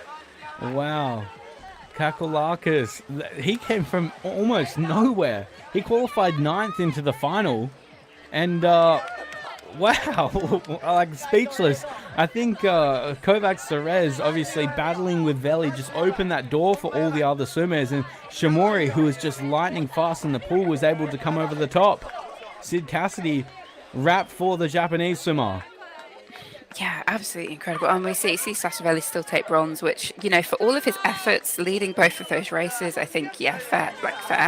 It's tough. But yeah, I think it was a classic case of two swimmers kind of getting too wrapped up in each other, and then it really does open the door for those other swimmers who are really hungry behind them, who have sat off of their draft for the heat, for the semi-final, and for 450 meters of that race. Sat getting their draft, enjoying that movement, and when they see that door open, they're going to take it. And what a moment for Japanese swimming. We've talked about it throughout the coverage, but when we talk, we've always seen Japanese swimmers try and compete at the World Championships, but to take a gold for Kaito Shimori, it really does mean a lot, and you can see all of their teammates just so thrilled for the performance of Kaito Shimori. Yeah, genuinely, this is really nice to see. Japan, it's got a great work ethic in swimming. They've got such a tough culture from what I've seen and from what I've heard. You know, they really do work hard, and to have it translated onto the first gold medal of this event, it's just so exciting. And you know, if his teammates will be watching this, the girls for their event, and they'll be excited. I think we can expect to see some great racing from them to come too. Yeah, you're so right. That was a special moment, and one that would definitely inspire them. But so crazy to see the way that they pulled up in that finish line. To see Kukalakis, he came from way back in the field to get that silver medal. That was a crazy finish. Yeah, absolutely beautiful. Yeah, that's exactly what we're hoping to see. Yes, yeah, it's always great to see. Japan, Greece, you know, they're not countries we typically see on the podiums. So, and I think it's kind of like an upset in a way. You know, Sasha did put up an amazing race. It was really, really tough at the end. Ended up being, 4-5 swimmers across. I just have to say, Delgado, again, the Mexican athlete, put in another amazing effort. Unfortunately, finished, I think, 4th or 5th, and it was just outside the medals, as we saw. You know, you saw how close it all was. But there's so much talent coming through the open water gateway and pipeline at the moment that I think we're going to see some very fiery competitions on the senior stage in a few years' time. Not that we don't see that already, but you know what I mean, from the juniors. Well, especially when you race like this, you really put your skills under the test, and to see the top 5 athletes all split by less than a second, that's a crazy result, especially Kovacs Cerez finishing in 4th, I believe, as we wait for those results, and Delgado in 5th. There's some talented athletes that are in the mix, and undoubtedly they're going to benefit from being so close and in meaningful moments, which we've mentioned numerous times throughout the broadcast, is very important to your development as an athlete. Yes, definitely. Like you're saying, putting your skills under this kind of pressure. This is it's just basically a mini marathon. And you are very tired. You swim 3 times, first 1500 meters, then 1000 meters, and the final in 500 meters. How do you feel? Do you like the race? Yeah, it's a good race, but I'm tired. It's hard, and Are you happy about your performance? What? Are you happy about your performance? Yeah, it's a good job. It's a good place, and it's good. Thank you, ladies and gentlemen. Give it up for Sasha Valley, France. Vasilios, what's your feeling? Do you like the race? It was an interesting race, I can say. It was the first time for everyone also. I actually wasn't sure about my place because in the first meters of the 500 I was, I think, 8th or 9th. And I was just saying to finish the race and that's it. But in the last meters, a bit of energy hit me up and I could finish second. I wasn't ready to finish second. Great job, guy. Great job. Come on, people. Give it up for Vasilios. So, are you happy? Yeah, great happy. You are the junior world champion. Do you know it? Yeah, very happy, very happy. Come on, people, give it up for the new junior world champion, Kaito Tsuchimori. Oh, so thrilled for Kaito Shimori out in front for Japan. What a moment. Yeah. It's great. It's absolutely great to see. It's these kind of opportunities that, you know, you're like, okay, yeah, this is an event for me. This is a sport for me. Your nation gets to back you, and it's just really, really exciting. And it's always great to hear from the athletes there, you know, hearing how they found the race, where, you know, he's sat in 8th and then all of a sudden gets a spurt of energy. Those are the kind of moments as an athlete that you draw on when, you know, you're deep into a 10K and it's hurting, and you're like, well, do you remember that time at juniors when I was 8th and I came back up to win 2nd place? It's really those memories that can help you progress as a senior. So it's absolutely great. I'm so excited for this event. And I thought that was so special from Kakukalakis. of Greece. He was sitting ninth early on in that lap, and I'd almost written him off, but he just found a way, and I think that's the best thing about this open water swimming and the way that it's highlighted in this knockout 3 kilometers is you can move through that pack and surge at the right point, and you really can't count anyone out once you're into that final. You're so right. It is not over until it's over, and that's why I've always loved open water because, with pool swimming, and we're just seeing the results now. So yeah, we've got Tusamori, Kakulakis, Veli, Kovac Serez put in an absolutely amazing effort to just miss out on a medal by 0.1 of a second. Delgado as well, really just a big shout out to him. Tough racing on the 10K earlier this week, just missing out there as well. So yeah, it's been a really, really tough week, but I feel like there's a lot of lessons that can be learned, and I really hope to see him continue development into the senior stage for a few years' time. Certainly not a surprise, but almost unexpected to see Kaito Shimori up on top, but a very well-deserved winner, and was methodical throughout that process. Yes, yeah, absolutely. He kind of bid his time, took those opportunities, and this is what I was really intrigued to see. Would it just be Sashavelli winning it from the front every single one and then winning the 500? But a lot of the athletes, finding that conserved energy, finding those little bouts of speed, finding that adrenaline which sits within you when you start to overtake somebody. The sensation of being overtaked is so much worse than being than that feeling of coming past somebody and you've got that spurt of energy. It can really carry you through to wins like that. So yeah, huge congratulations to him and to Japan, and we've still got some more exciting swimming to come though. Yeah, I was about to say how exciting is we get to do it all over again with the girls. Of course, the 3 kilometer knockout comes back. I was going to ask Alice, if you were one of the athletes watching that race, say Claire Weinstein or Stuhlmacher of the USA, what would you take from watching Shimori's performance there to then apply it once more into the girls' race? Personally, for me, I would take it as okay. Your game plan can work. And I think that's what's exciting about these. We saw a bronze medal come from the game plan of I'm going to lead, and I'm going to lead. That's great. And then we saw a win come from I'm going to sit back and then I'm going to lead at the very last moment and win. So we can see how it can work both ways, because if Shimori didn't have that quick change of speed and that quick burst, Sashavelli could have won, and the same if Kakulakis didn't have that as well. So what I'm saying is all tactics can work, and I think that's what makes this event so exciting, is that you will see some of the girls get in and do what Sashavelli's done, lead it from the front, but you'll see some of them sit back, skip through the rounds, come sixth and maybe fifth, and then start punching for the medals at the back end of the 500. So Yeah. personally, I would take comfort in anything can work, so do what is right for your style of swimming and racing.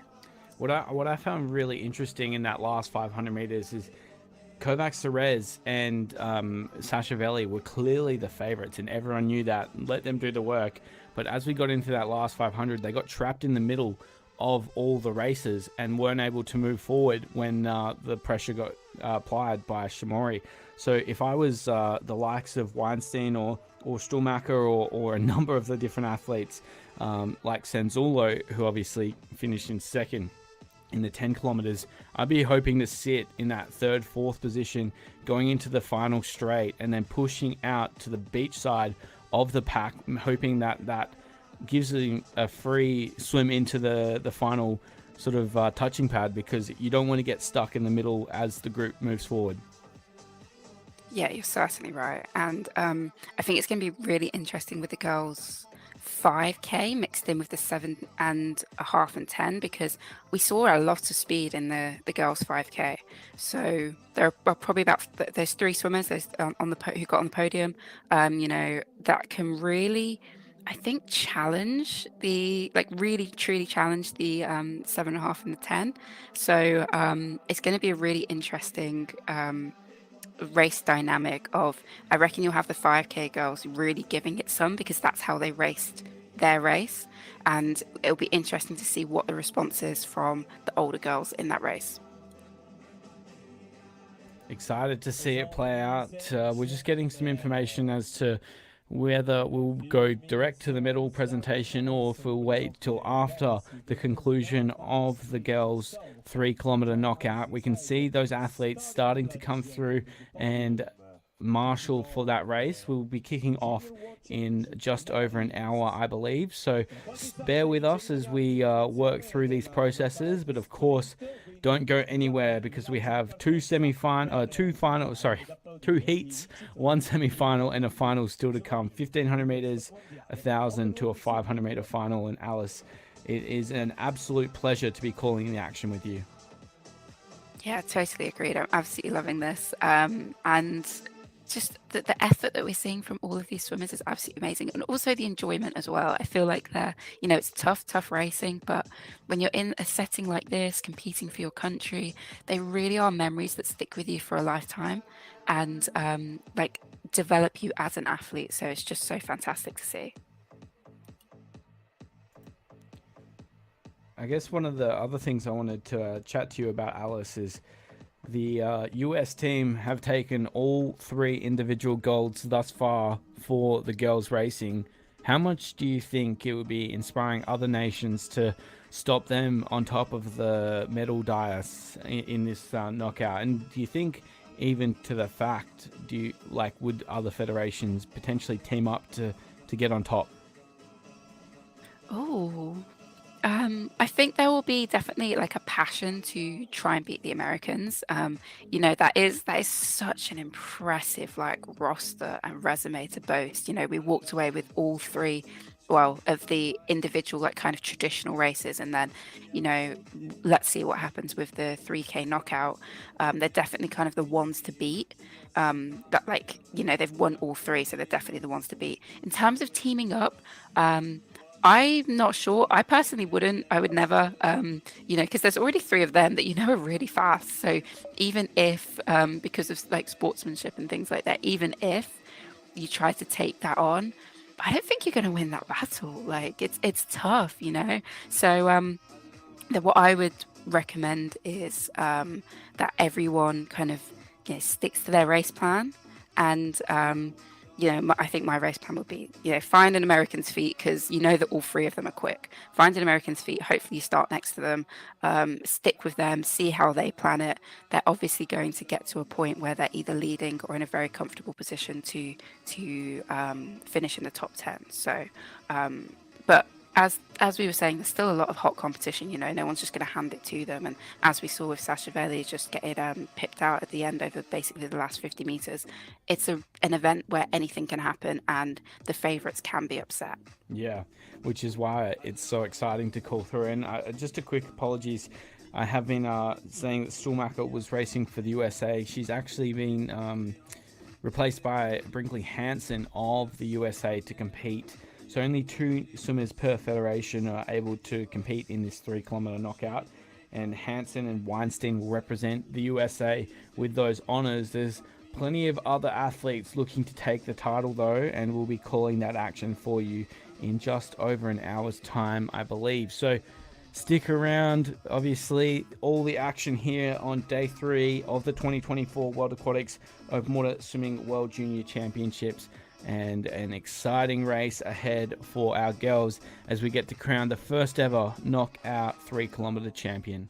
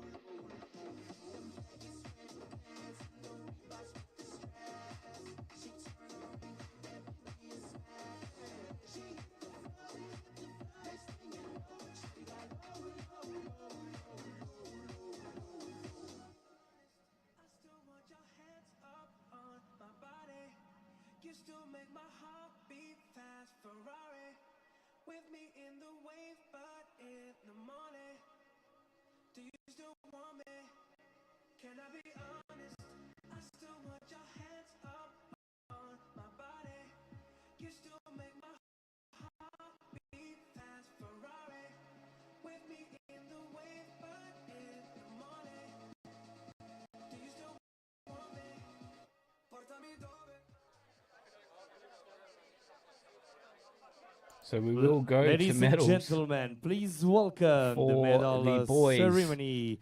For the boys, 3 kilometer knockout, a historic event. Sprint. The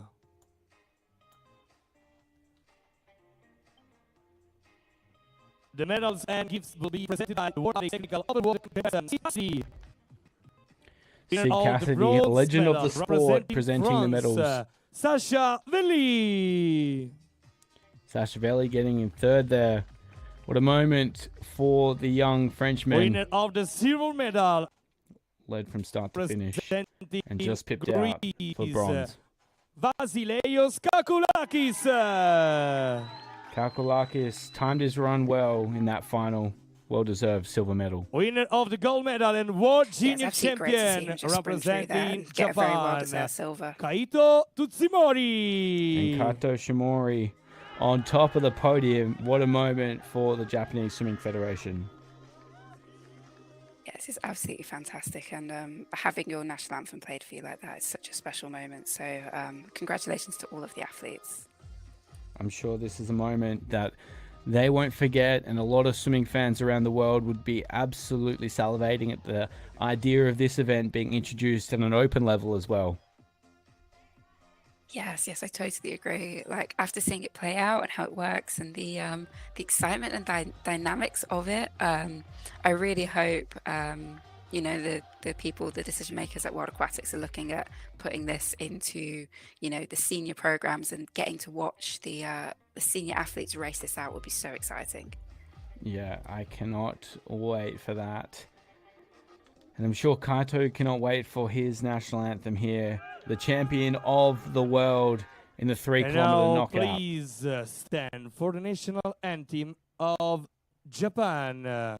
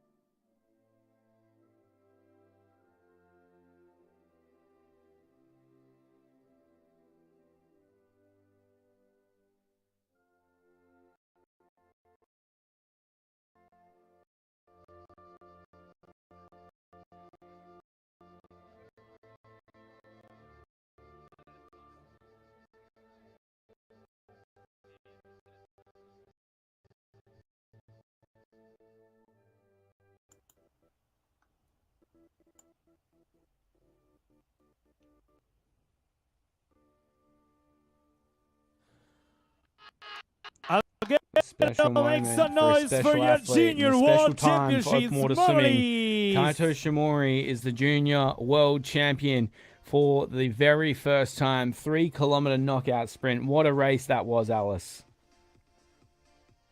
Yeah, this was such a great way to start off this event. This is exactly what we wanted to see from it. It was exciting. There's a bit of upset, but still it's just great racing, great sportsmanship as well from all of the athletes. So, huge congratulations to them. And I really can't wait to see the girls race and to see how this progresses on the World Aquatic stage.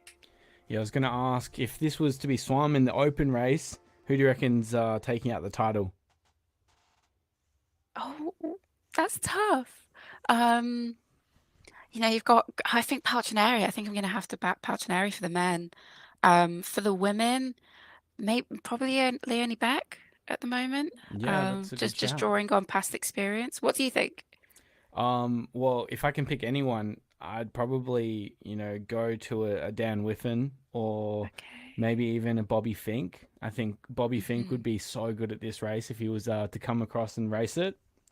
But potentially out of the current athletes, I think, especially based on the conditions, the speed that we could see from Florian Wellbrock would be tough to beat. And in the pool, in the women's field, I'd actually go Moesha Johnson from Australia. I think Nice. it really plays into her speed, and Sharon Van Rooyendaal potentially as well, just because she's such a classy racer.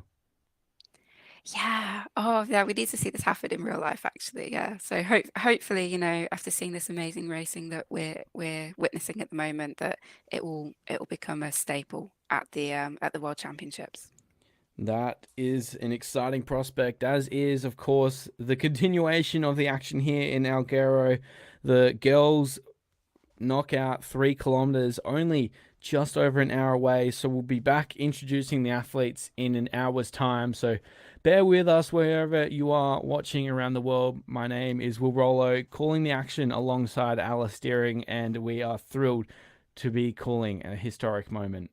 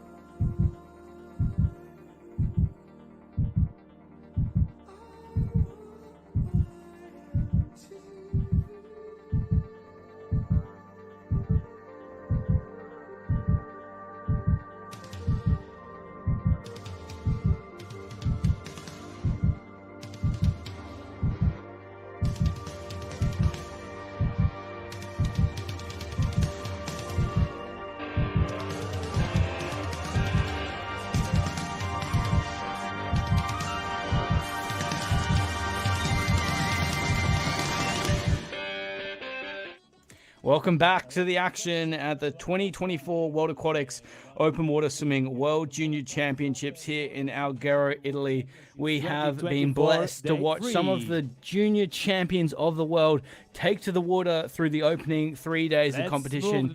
But once again, back in action for the girls' 3 kilometer knockout. My name is Will Rollo, joined once more by Alice Deering, World Junior Champion and 2020 Tokyo Olympian. And Alice, this is an event that we had circled from the very start of competition. Yes, yeah, I'm really, really excited to see what happens here. You know, there's a lot of great athletes competing. So I think it's going to be some very hot competition. And, you know, the girls have the luxury of being able to watch how the boys race unfolded, and whether they adjust their tactics in any way would be interesting to know. But I think they're all going to be getting in and fighting it out. Yeah, excited to see how it plays out. For those of you who did not watch the boys knockout sprint, the way this will work is 28 athletes will go to the water in both 2 heats. So 1 and 2 heats will take to the water very shortly. The top 10 from each heat will move through to the semi-final, and the top 10 from the semi-final will swim it out in the final. 1,500 meters will be the distance of the first lap, down to 1,000, and then the final 500 meters. Alice, what we saw early on is those really big names wanting to go to the front and take control, but ultimately it's anyone's race. Yes, yeah, I think this is what's so fun about it. There's so many different ways to swim it, to, you know, lead from the 1,500, lead the 1,000, and then continue that energy through to the 500. However, you know, we saw that challenged and ended up with, I suppose, a bit of an upset at the end, where you've got like 4 of the boys finishing at the same time. Makes for some really, really exciting racing. So we are just minutes away from watching that action unfold.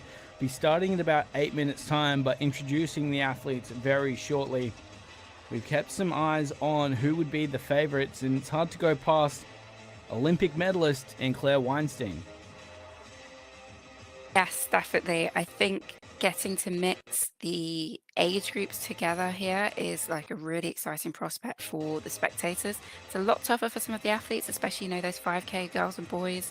But it really allows, like, let's see who's a junior racer at the moment. Let's see what everyone's about. So yeah, and we've got Claire Weinstein, 4x200 medalist from Paris, coming off of a very, very exciting summer for her. So it's bouncing into this, already won the 7.5, backed up her 5K win in 2022. So yeah, she's going to be looking to carry on her winning streak at the moment.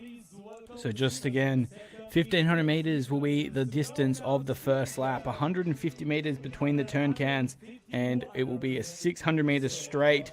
We saw that play an impact on the boys. That 100 meters in the final definitely changes the way it's raced. But some of the athletes walking out now, and I'm sure the nerves will be very high as to who's going to be crowned the champion for the very first time. And that's something that these athletes will never, ever lose. 1, being a world junior champion, but 2, being the first ever knockout sprint champion. And I know, Alice, yourself, for good reason, obviously still carry that title with pride. Yeah, definitely. You know, it is really special to be able to win a world championships, whether it's junior or senior. And, you know, it can really set up the foundations of your senior career. And even if it doesn't translate into great success at a senior stage, you still always have that title. And it's really special that we do get the opportunity to celebrate who are the best juniors, who are the best in their age group at this time. And it's a great competition. And also just have to, as we've been saying all weekend, what an amazing venue that they're able to compete at as well. So true. This Alghero venue has played an absolute postcard for these athletes.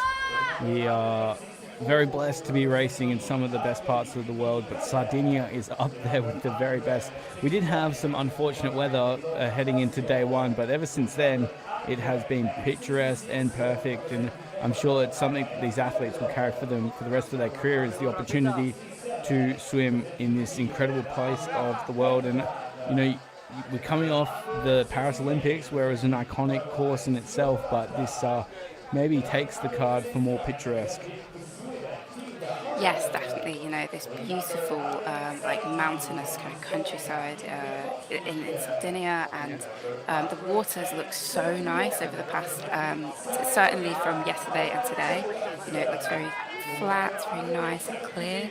So it has made for some interesting racing where you've seen people be able to, you know, create these large gaps that you can't typically get away with when the water is wavier or choppier.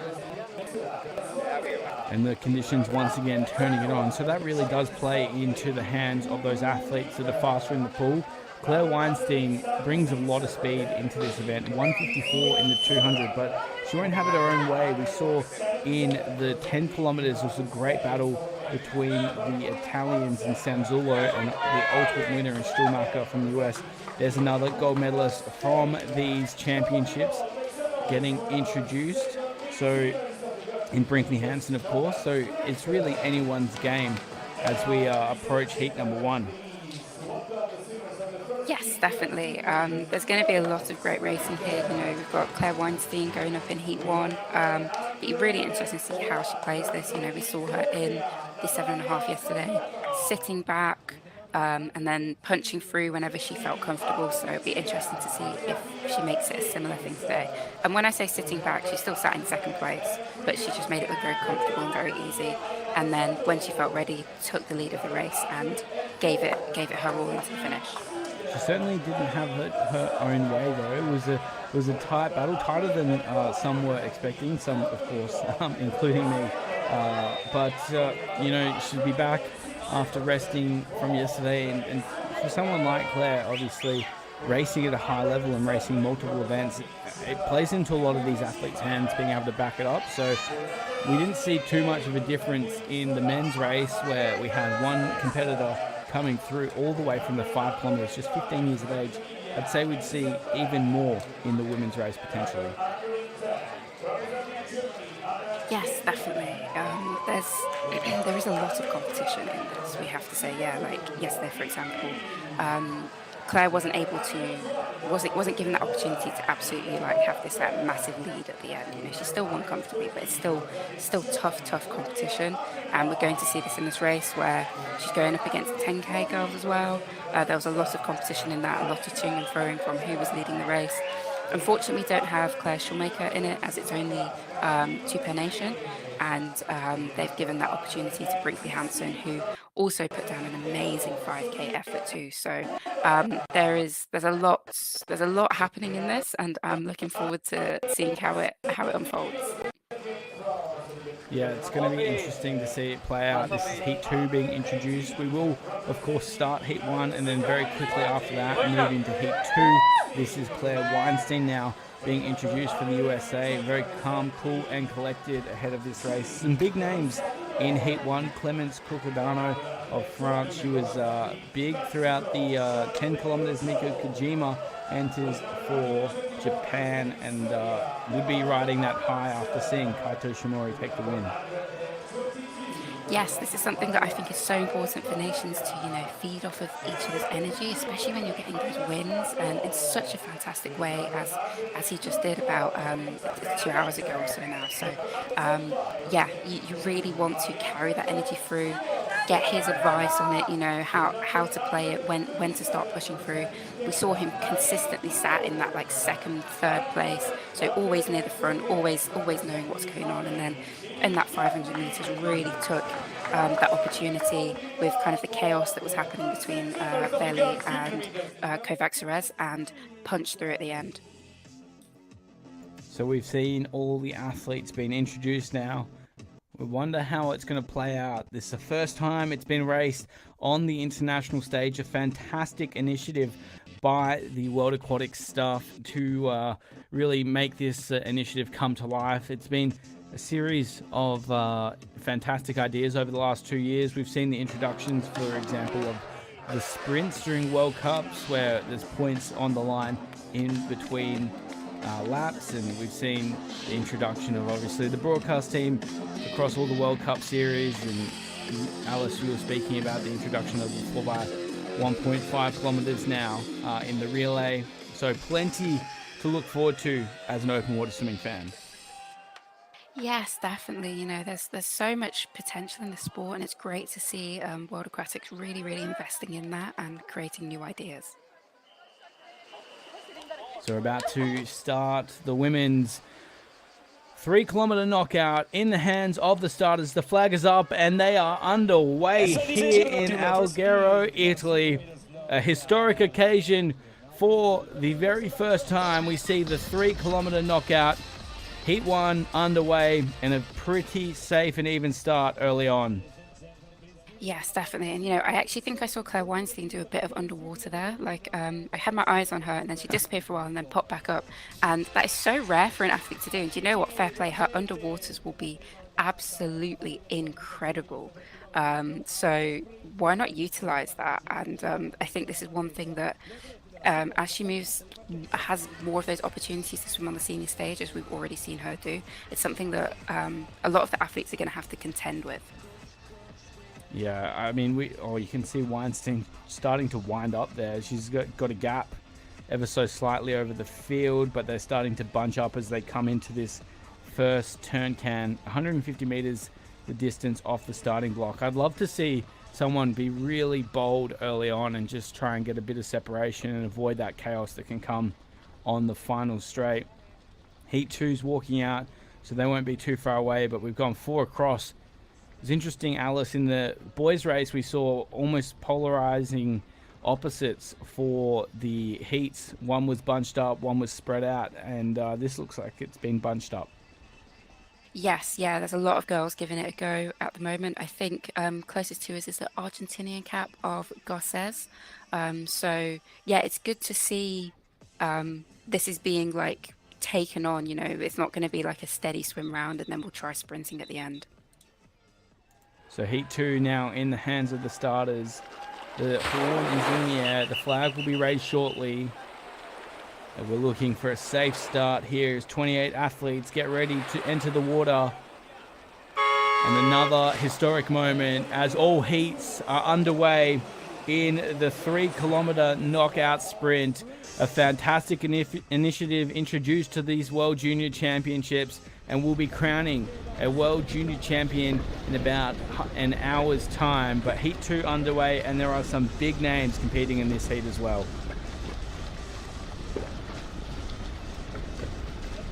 The likes of Georgia Macri backing up after an impressive 10-kilometer performance, but someone is absolutely flying early on. It was a bit hard to pick up who that is at the moment, but there is a massive gap in the middle of the field.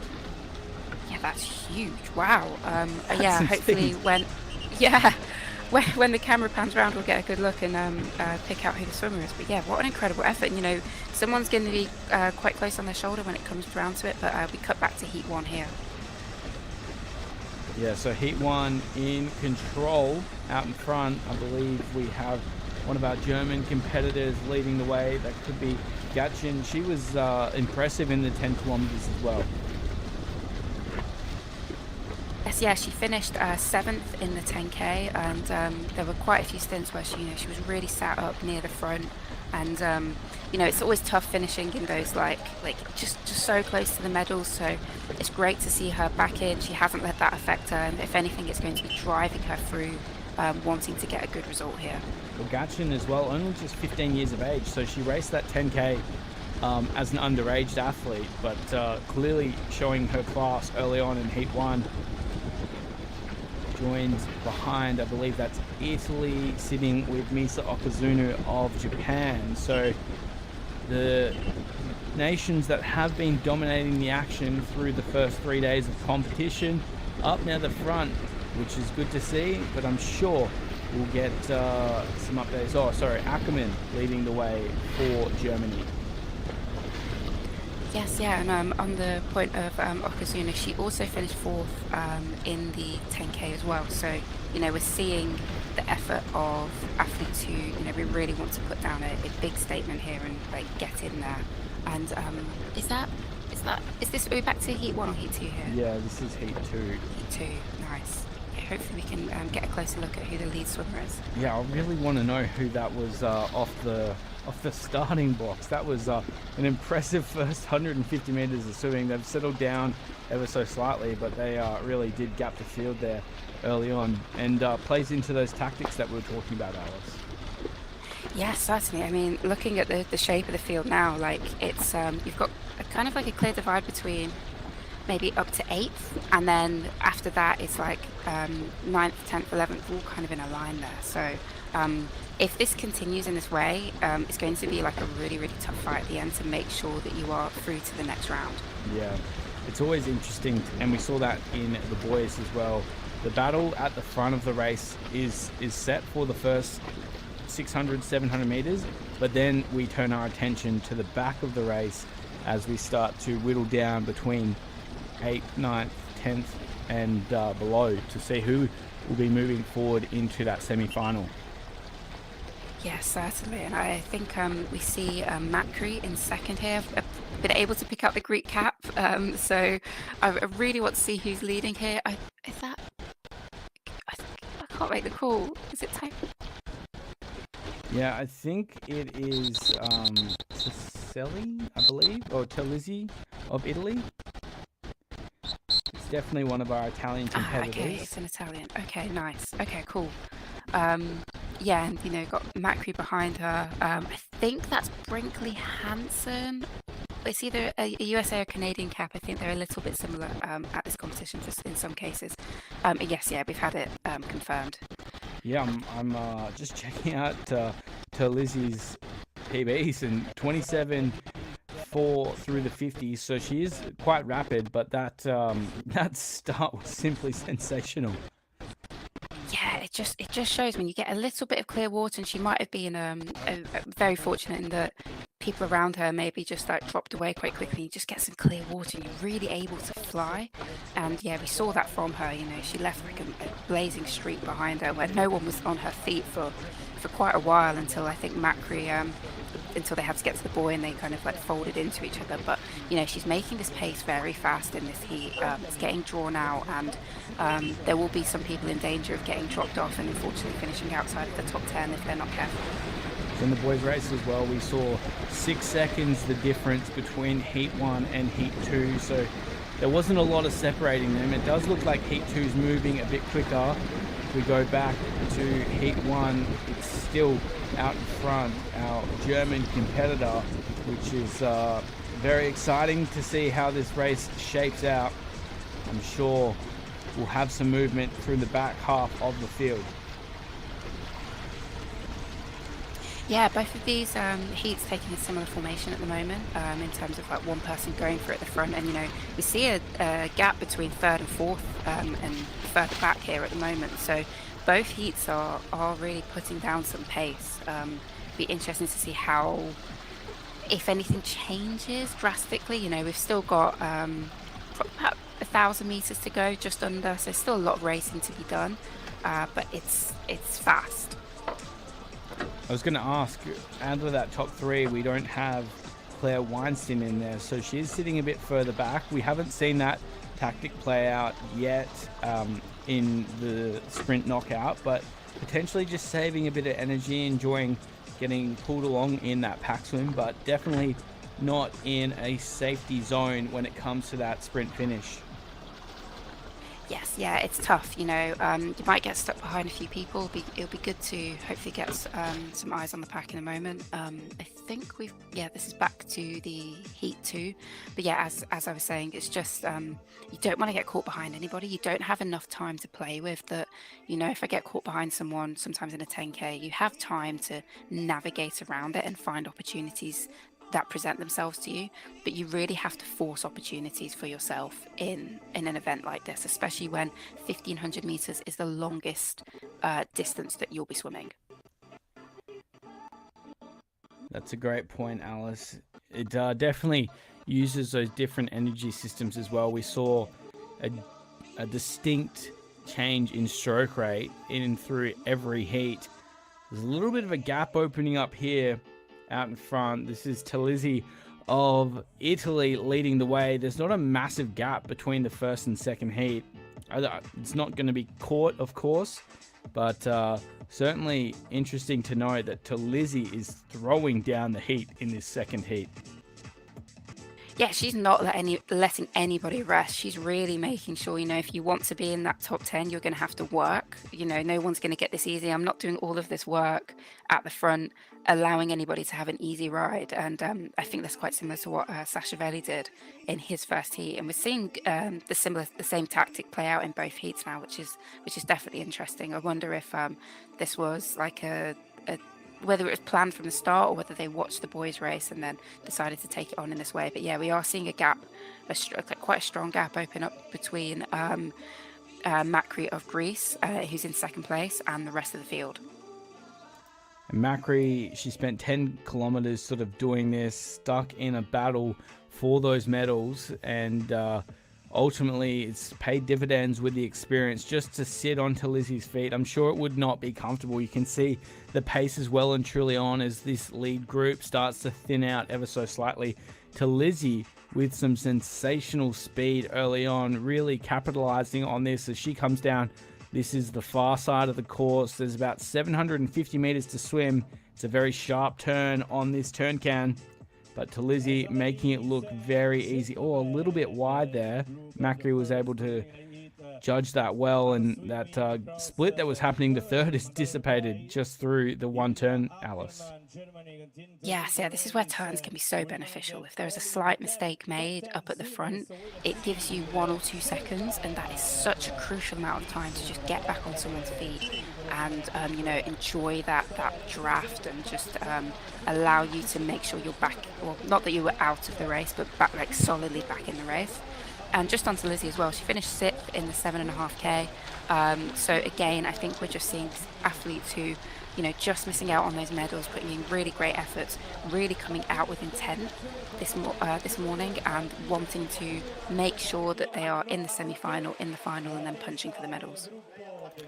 So this is still sitting with Heat 2. We did see Heat 1 just on our screen before.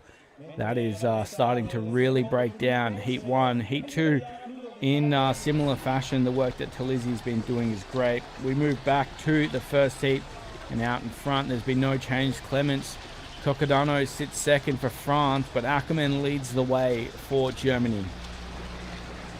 Yeah, just seeing an interesting choice by Clements here to kind of sit, not getting any draft benefit from Ackermann at the moment, and we've got someone who sat directly behind Clements. So yeah, I think she's just moving over now, or maybe, I'm not sure. It's the angle was playing with my mind a little bit there, but yes, just sat. It looks quite comfortable from this front group. It's still very fast, but it doesn't look like it's breaking them, is what I'm trying to say. These are really, really tough athletes. Open water racing is tough. The training that would have gone into it is like years of practice, all these hard sessions, all those nightmare sets that you hear about. So it will be difficult, but it will be controlled for them. A superstar top 4 here. It is Julia Ackermann of Germany leading Clements Cocodano of France. Miku Kojima sits third just outside your screen, and Claire Weinstein, we just got a peek of the USA cap moving through. Moving back though, this is Heat 2 underway. They're starting to make their move into this final straight. Sitting next to Georgia Macri, it's a bit hard to tell. I think that is Brinkley Hansen though. Oh, okay. Oh no, sorry. Yeah. Hansen a bit further back. Yep. Is it maybe one of the Japanese athletes, Okimoto? I feel like they're the ones who've been wearing the blue arena suits this competition, especially in that shade. So and yes, she's the only Japanese athlete in the field. So that could be Okimoto. Hopefully we'll get a better view in a second. But it looks like we've got like a solid, top 8, top 7 at the moment, and then there'll be a bit of a fight behind for the final few places into the semi-final. It's going to be exciting to see how it pulls through. That is some tight racing there. Back to the heat number 1. You can see that out front, Ackermann's been given her own water as Cocodano has moved on to a separate line, and there is Claire Weinstein starting to wind up. I believe next to her is Kojima of Japan. We'll see how that plays out into this final straight. But Alice, we're talking earlier on the broadcast, the USA girls have been unbeatable thus far at these championships. Do you think that would be playing on the mind of Weinstein here, wanting to keep that winning form through Heat 1? I think so, yeah. It'll be interesting to see if Claire does want to, try and take it from the front. It looks like there's quite a comfortable gap between any Heat 1 and not finishing in 10th place. It looks like maybe there's quite a few here, but I think that's probably maybe about 10 swimmers.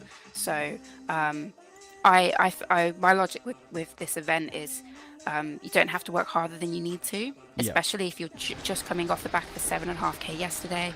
There will be some fatigue in your system. It's okay if you just enjoy having a bit of a ride on the 1500 and the 1K. I think that's smart swimming. Yeah.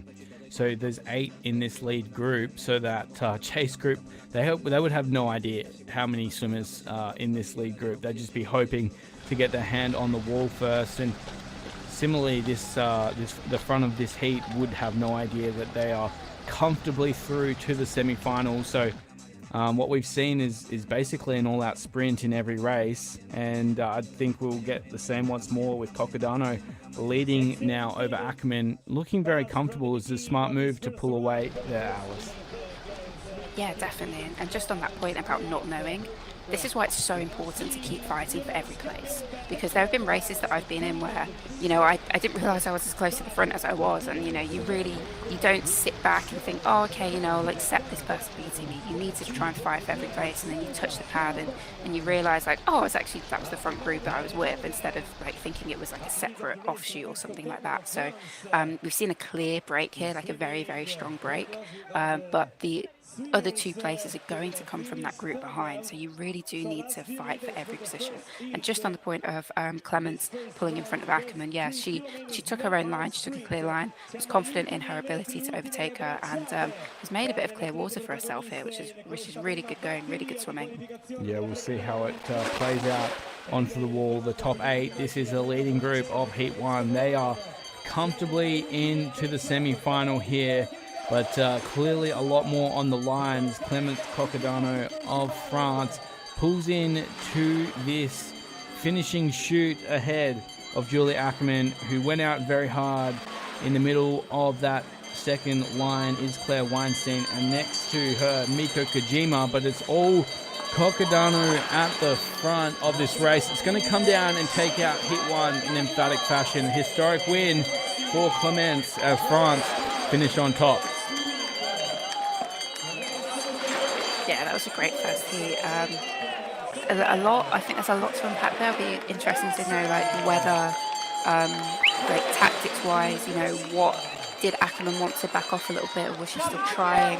How hard was that from Clements? How hard was it from Claire? All of these other great swimmers. So it'll be when we get the second heat in, where you have the Italian swimmer taking it out, and you've got Macri sat in behind her. It'll be really, really interesting to see how those 2 marry up, and also what the time difference is between the 2. That's a great point. I think we're catching them ever so slightly. They're coming into the final straight now. This is still the lead of Heat 2. Now we've moved with Terlizzi still sitting at the front for Italy. It's a comfortable swim. Well, it looks comfortable. I'm sure it doesn't feel comfortable. Okazunu sitting behind Terlizzi, and there is a mess of swimmers behind that. Yeah, this is going to be a chaotic finish. I think what we were talking about yesterday about getting caught behind the wrong swimmers, as well as happening here, Alice, is Heat 1 starts to catch Heat 2.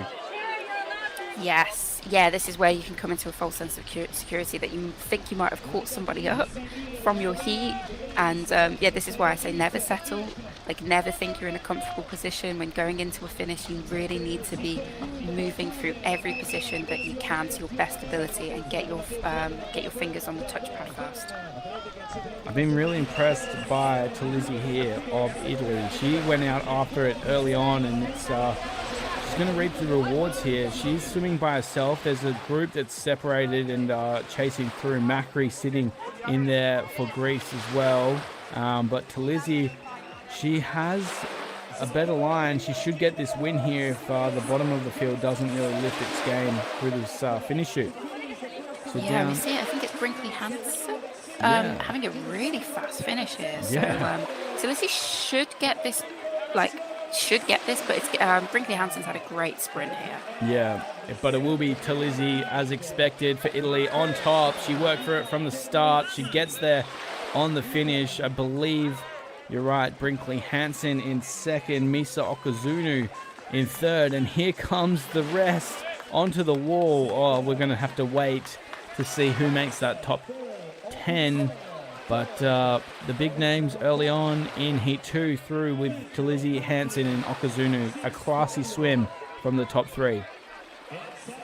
It's really interesting because this is looking about 18 seconds slower than the first heat. So just surprised, Talizzi really took it out and it looked so fast. But we've seen I suppose more speed from the first heat. So this is going to be a really, really interesting pairing of how the two heats when we get the top 10 through will marry up.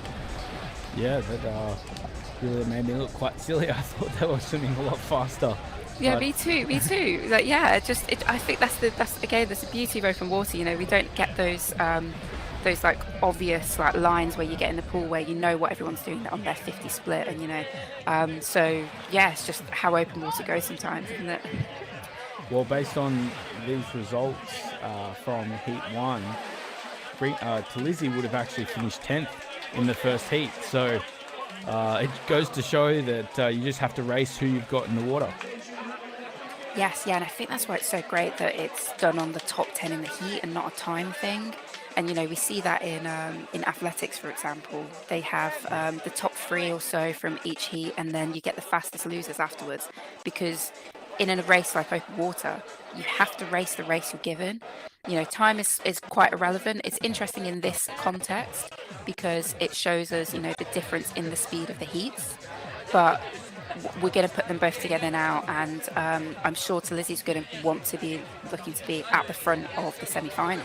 So it'll be interesting to see how that ends up panning out. And we're quite chuffed with the results here. Obviously, the top 10 turning around quite quickly in both Heat 1 and 2. But imagine Alice telling a pool swimmer that after they've just done a 1,500 meter max, they're backing up with a 1,000 meters pretty quickly afterwards. It's certainly made a lot easier to look by these athletes than it would be to actually swim. Yes, absolutely. Yeah, all credit to them. This is really, really tough racing. Mentally, you have to stay locked in. You touch that finish pad at the end of the 1,500. You still have another 1,500 meters of racing to go, split into 2 races. And you can't, there's no point celebrating that win. You've got to bounce back and get into the mindset of going again very shortly. On that note, we will be moving to our semi-final very shortly. Once again, recapping the top 10 from Heat 1 and 2. We'll go through to make a field of 20 in the semi-final, and the top 10 from the semi-final will move through to the final. We move down from a 1,500 meter lap to an 1,000 meter lap, and then a 500 meter final. I think the interesting thing to note is the length of the straights change with every round that you move through. 600 meters, the length of the straight there. We move now to a 300 meter straight, and the final will be 100 meters, which in totality doesn't sound that important, but when you break it down as to how a pack usually forms, you do have a lot more time to position yourself for those turn buoys. And we saw in the boys race specifically a battle between our top 2 in Sashavelli and Kovac Serez. Trying to battle in between each other to get the inside line on those turn cans became absolutely pivotal to the success of the race. And also what we really haven't discussed it too much is how much that speed that those two were applying was wasted and enabling athletes further back in the field to move forward. Yes, yeah. Referring back to that race, they were kind of battling against each other, Sashavelli and Hunor Kovacs of Hungary, and it really does open the door for other athletes to just take those opportunities of that energy that you kind of put into having to swim next to somebody. And it's allowed for, Sashavelli to finish third, basically, and for two other swimmers to surpass him into the finish. So I think the girls should definitely have maybe taken warning from that, in a sense. I do really like that Clements did find her own space going down that straight, allowed herself to, have some clear water to pick up some speed and allow that to carry her into winning that heat. So it'll be interesting to see how, if that kind of attitude is carried through to the semi-final, where you're going to have more of you bunched up together, faster swimmers bunched up together, and will swimmers be looking to find their own space, is what I'm trying to say, basically. Yeah, it's always interesting, and we get some great shots of that from the drone. It makes it look a lot bigger it makes it look a lot smaller when we're watching from a drone than what it would feel like in the water. So it makes, when these athletes are jumping across those distances, it does look a bit easy, but it certainly doesn't feel like that when you're in the water. But getting a shot here of our semi-finalists, they're looking very confident, calm and collected. Yeah, definitely. And I think this is a really interesting one to see how the different athletes prepare for their race, as in prepare for the next race. I remember being told as a junior that, once you've got kind of lactate in you, sitting down's not a good thing. I'm not a sports scientist, so I don't know if that advice has changed or not. So it's just interesting to see some athletes standing. Saw Claire Weinstein just shaking out her legs there. Got quite a few of the athletes sitting down. We saw a lot of the boys sitting down. So yeah, it's just I like to see the variety in the way of handling the fatigue. It's going to be really interesting to see how it translates into the results. So there we have our top 20 semi-finalists set and ready to race here in Alghero, Italy. The weather has truly turned it on. You can see plenty of beachgoers enjoying the scenes provided by the World Junior Championships. And tell you what, if you're on holiday here in Alghero, what a show that you have ahead of yourselves.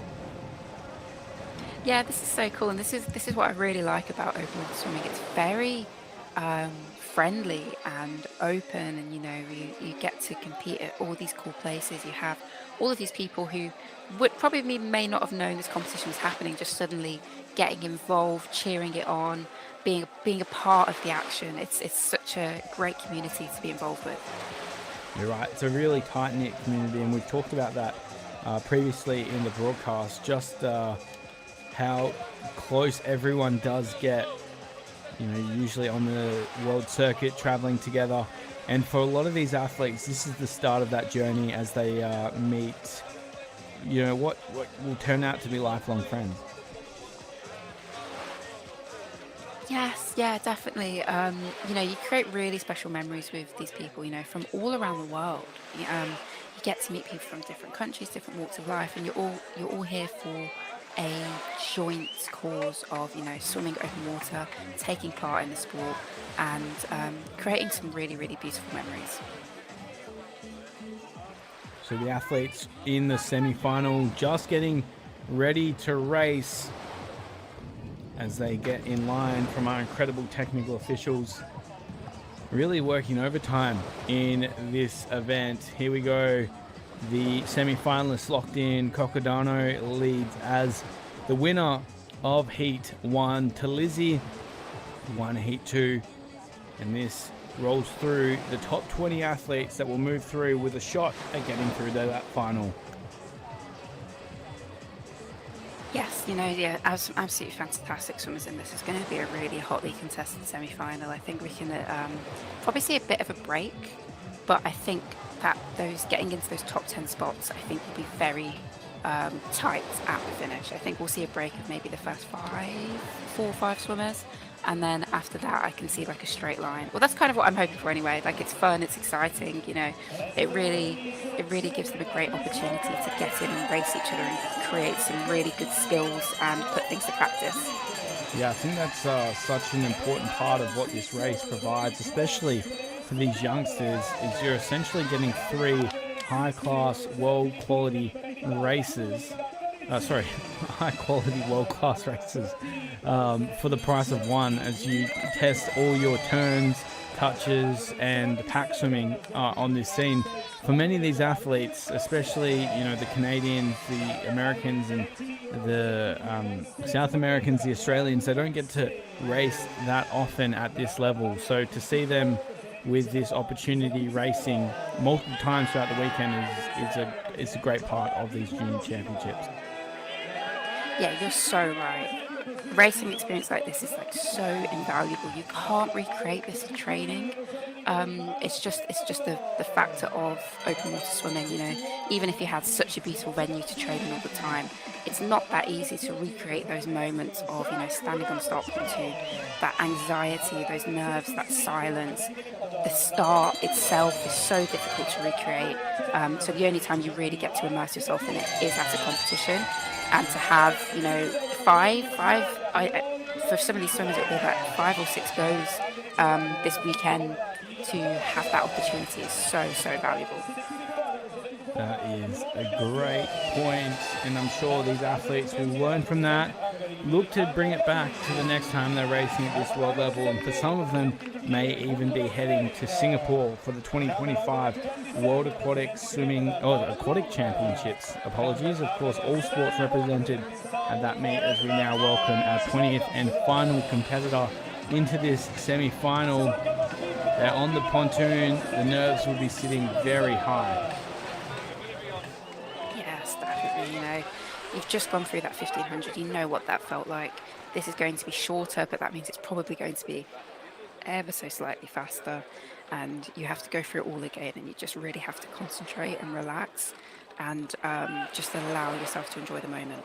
This is where we saw Sasha Veli really dominate. It's going to be another swimmer's opportunity to lead it through. The flag is up. The athletes are off. In the semi-final, 1,000 meters lies ahead. The top 10 will go through to the final. We'll find out who that will be very shortly, but off to an even start across the field. We don't see that absolute burst of speed that we saw from Terlizzi early on, but a great start nonetheless.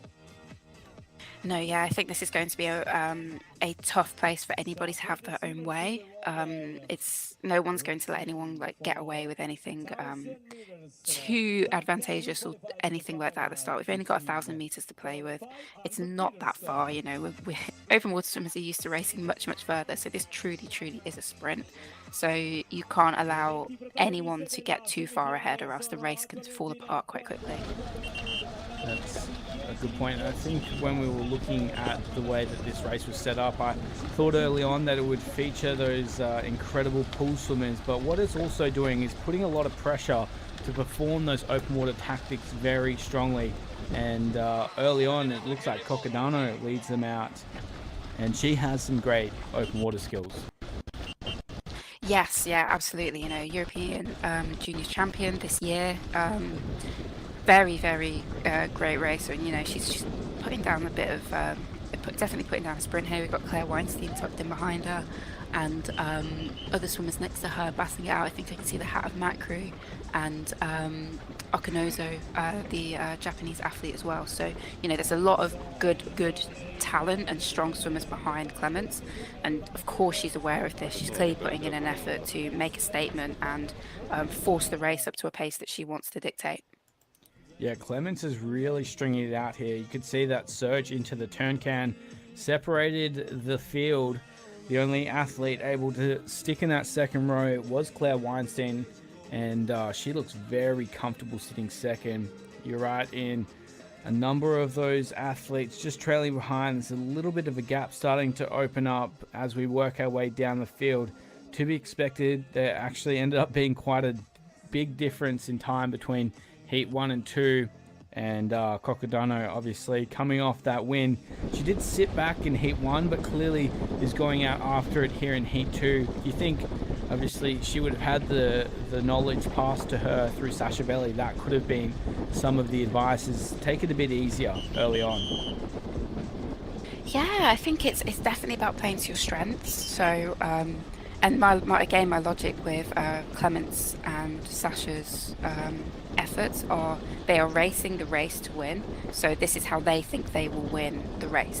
They are executing what they want to try and win. So, yeah, it's tough. Again, it's a tough way of racing. You know, you want to tire the rest of the field out, but it also tires you out as well. You don't get the benefit of drafting off of anybody, and you know she is forcing it through. And one thing I do want to comment on is the kind of shock of going from heat 2 to the semi-final will be quite difficult for quite a few of the athletes, because heat 2 was fast, like it was tough racing for them, but they were 18 seconds behind heat 1, and we see Clements, who won heat 1, leading this now. So if you're one of those swimmers who finished maybe 10th in heat 2, this will feel like a really, really tough and fast pace for you.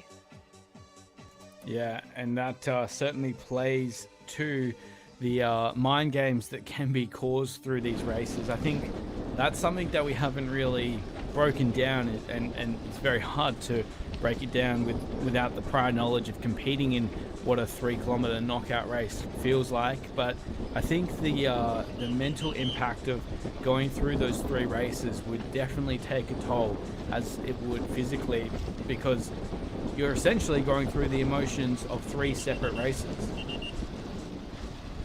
Yes, exactly. Yeah. So, for example, if you finished 8th or so in the first heat, and you might be thinking, "Oh no, like I didn't finish as high as I wanted to." Don't worry about that. You park those emotions. The only thing you need to think about is focusing on what you're doing for the 1,000. It doesn't really for the 1.5 and the 1,000. It doesn't matter where you finish as long as it's in the top 10. And then you just focus on getting through to the 500 meters and doing everything in your power at that point. So basically, what I'm saying is you cannot get into your head around, "Oh, I wish I'd done this better on that race." As long as you're through, it's irrelevant. We see the pack starting to move around ever so slightly. Out in front still, though, is Coccodano. Sitting in behind, there's a little bit of a battle between, I believe, Okazunu and Weinstein. I thought Weinstein was just going to pull up alongside Coccodano, though, but she's tucked in behind once more, and it's sitting really deep in that third line. Yeah, this is what I just kind of expecting to happen. You know, I think we'd have like a clear like 1, 2, 3, 4, and then after that it's like who's going to get their fingers on the touchpad first. Of course, we still got about maybe 500-600 meters of swimming left to go. So there's still time for things to develop and change quite drastically.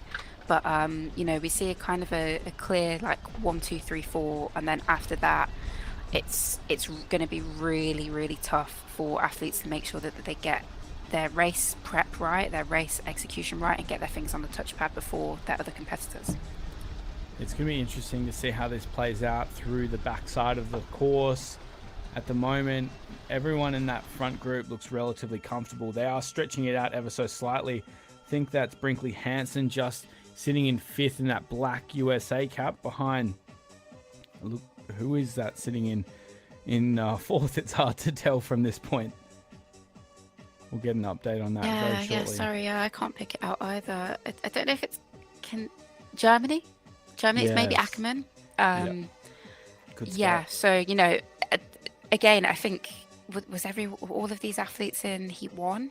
No, apart from Brinkley. And, no, sorry. Ackermann. Okay. Ackermann and Weinstein. Oh, yeah, sorry. You are right there. Brinkley. Yes, I got my heats mixed. So. That's just.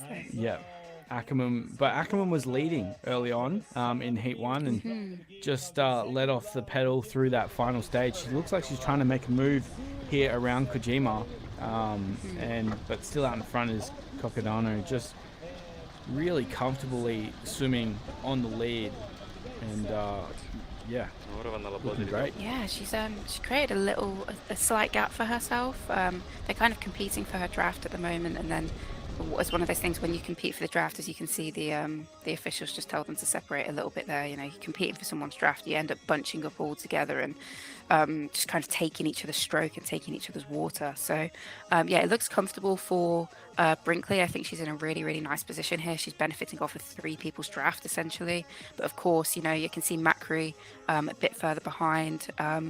Just coming around that turn, boy, it's going to be so competitive for those last few spaces in that final. Yeah, Macri and Okazunu working together there to squeeze out one of the competitors. That's something that we haven't really seen being used into the advantage of these athletes, as being, without a better word to say, ruthless on those turn cans to move forward. But I'm sure as they develop as athletes, it's going to become one of those important roles. But almost looks like Clemence is starting to pull away here. Yeah, she's created like a 2 meter gap, and like, it doesn't sound like a lot, but that's the space of one person roughly that could slot in there and allow you to get more beneficial draft. So the like kind of, as someone moves further away from you, the percentage of benefit of the draft from them just starts to decrease so rapidly, to the point now where they won't really be benefiting much off of her. They'll be getting a little bit, but nowhere near as much as you typically like. There has been a reaction by none other than Claire Weinstein. Moving forward, she's been able to bridge that gap, and in doing so, just drag the rest of the field with her. Remember, 10 athletes moving through, so when you look at that opening group there is about 9 to 11 athletes that are in connection, and then we start to really battle. In that battle brings speed as well, so really is anyone's game as they come down the final 200 meters. Yes, definitely. We see some absolutely beautiful swimming here from Claire, coming around Clemence, finding her own space, and I think she's just about to get on Clemence's hip and just keep like building up from her, stroke by stroke, and be interested to see how this plays out into the finish. But again, it looks like they have clear water at the moment. I'm not sure if they would like turn off the engines a little bit now and just kind of take this last like 50, 100 meters to swim it down, but it doesn't look like it. They're fierce competitors, you know. It's also a mind game thing. It's like, yeah, okay, I can sprint this into the finish and still have the energy for the 500. I don't feel like I need to knock off the gas or anything like that. So I do absolutely love the mental and physical aspects that are being played at during these races. I think we saw it in the men's race where Sashavelli was getting his own water in lap 1 and 2, heat 1 and then semi-final. And in the final, when that water was taken away from him, he really struggled. So it'd be interesting to know if Clemence is just happy to give Claire this spare water at the moment. But I think, and we discussed it yesterday, the way that you can beat a swimmer like Claire Weinstein is being really close by them and utilizing the draft that a fast athlete like Claire Weinstein puts off. 154 in the 200 freestyle is some serious speed, and Claire Weinstein's going to take the lead into this finish shoot. Yeah, I think I totally agree around Clemence. I think it seems like she's a swimmer that likes her own space. We saw it in Heat 1 where, you know, she swam completely away from Julia Ackerman, and, you know, they're kind of being forced together now. I think Claire's cutting over ever so slightly, and we see Brinkley Hansen also having a really fast finish, as she did with the 5K. Weinstein gets it done. Coccodano in second. It was Hansen in third, and it's an absolute battle for that top 10. We're going to have to wait for the results of the officials. But Weinstein looks very, very comfortable. And just interestingly there on the top, to the left of your screen, Alice, we saw Coccodano just doing a quick little cool down. Yeah, smart. Yeah, keep your body moving. You already swam 2.5K at like a high threshold rate. Typically when we do this stuff in training, there will be some kind of swim down in between these kind of efforts. They're not really being afforded that now. So, you know, yeah, like we're seeing here, you take your time getting out, swim around a bit, zigzag. It would be fascinating to see these seniors, how they would approach this with, I suppose, a bit more maturity and experience naturally as you develop, as you move into the senior stages, of how that looks like. So I'm loving seeing it with the juniors, and hopefully we get to see this in the senior stage and can see if there are any differences in the way the downtime is approached. Yeah, it's going to be interesting to see that battle develop, and I'm sure the tactics develop as well. We've seen similar in the mixed 4x1500 meter relay previously. Interesting to see Claire Weinstein there indicating to her coach she might have got a couple elbows through, but of course the officials will be watching anything for unsportsmanlike behaviour, and I'm sure all is above board, but very physical sport nonetheless. Yes, absolutely, and it has to be said, a lot of the time things will happen and it's unintentional. You know, people have their stroke and it might not gel with your stroke, and I've had that before where someone's swimming next to you and they've just been really annoying, and it's not intentional, it's just the way their stroke is and it just didn't match with my rhythm and my pattern. So I just move away from them. But sometimes you do get an odd elbow, you can tell when it's intentional, and it's a feeling that you just get.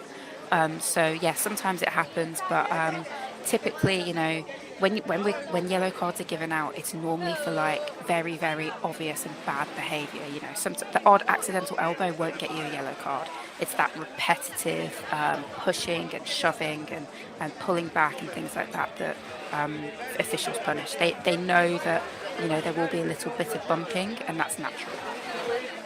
Spare thought for the physios and team supporters here. They try and get their athletes ready for a very quick turnaround. This is something that they also wouldn't be very used to, is what's going to be best to turn these athletes around in 5 minutes time. Yes, yeah, absolutely. I mean, the only time we get to see this kind of level is skins. I don't know how international skins are, whether I'm being very naive saying if they're international or not. You know, it's...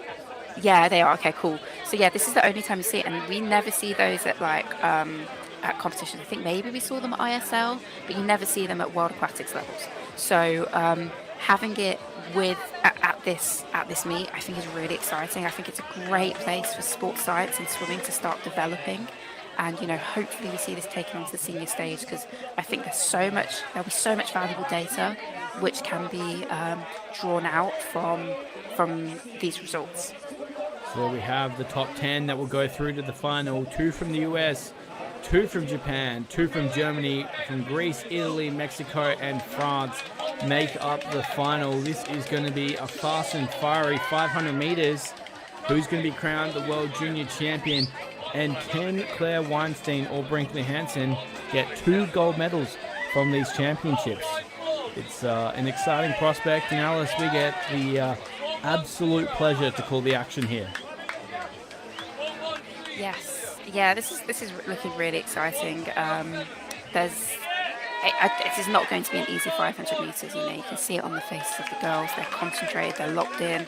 You know, even amongst countries, they're not really chatting to each other, as you can see. It's just like focus on what I'm doing. We can have a laugh and a joke afterwards. Well, you mentioned skins previously, and you know, usually just some of the local levels. So with a world title on the line, for some athletes, this can be absolutely career-changing. So a big moment potentially lies ahead of an athlete here. Well, all athletes, of course. This is a World Championships final, and yeah, it's much more serious than what you'd expect from a skins turnaround. Yes, yeah, absolutely, yeah.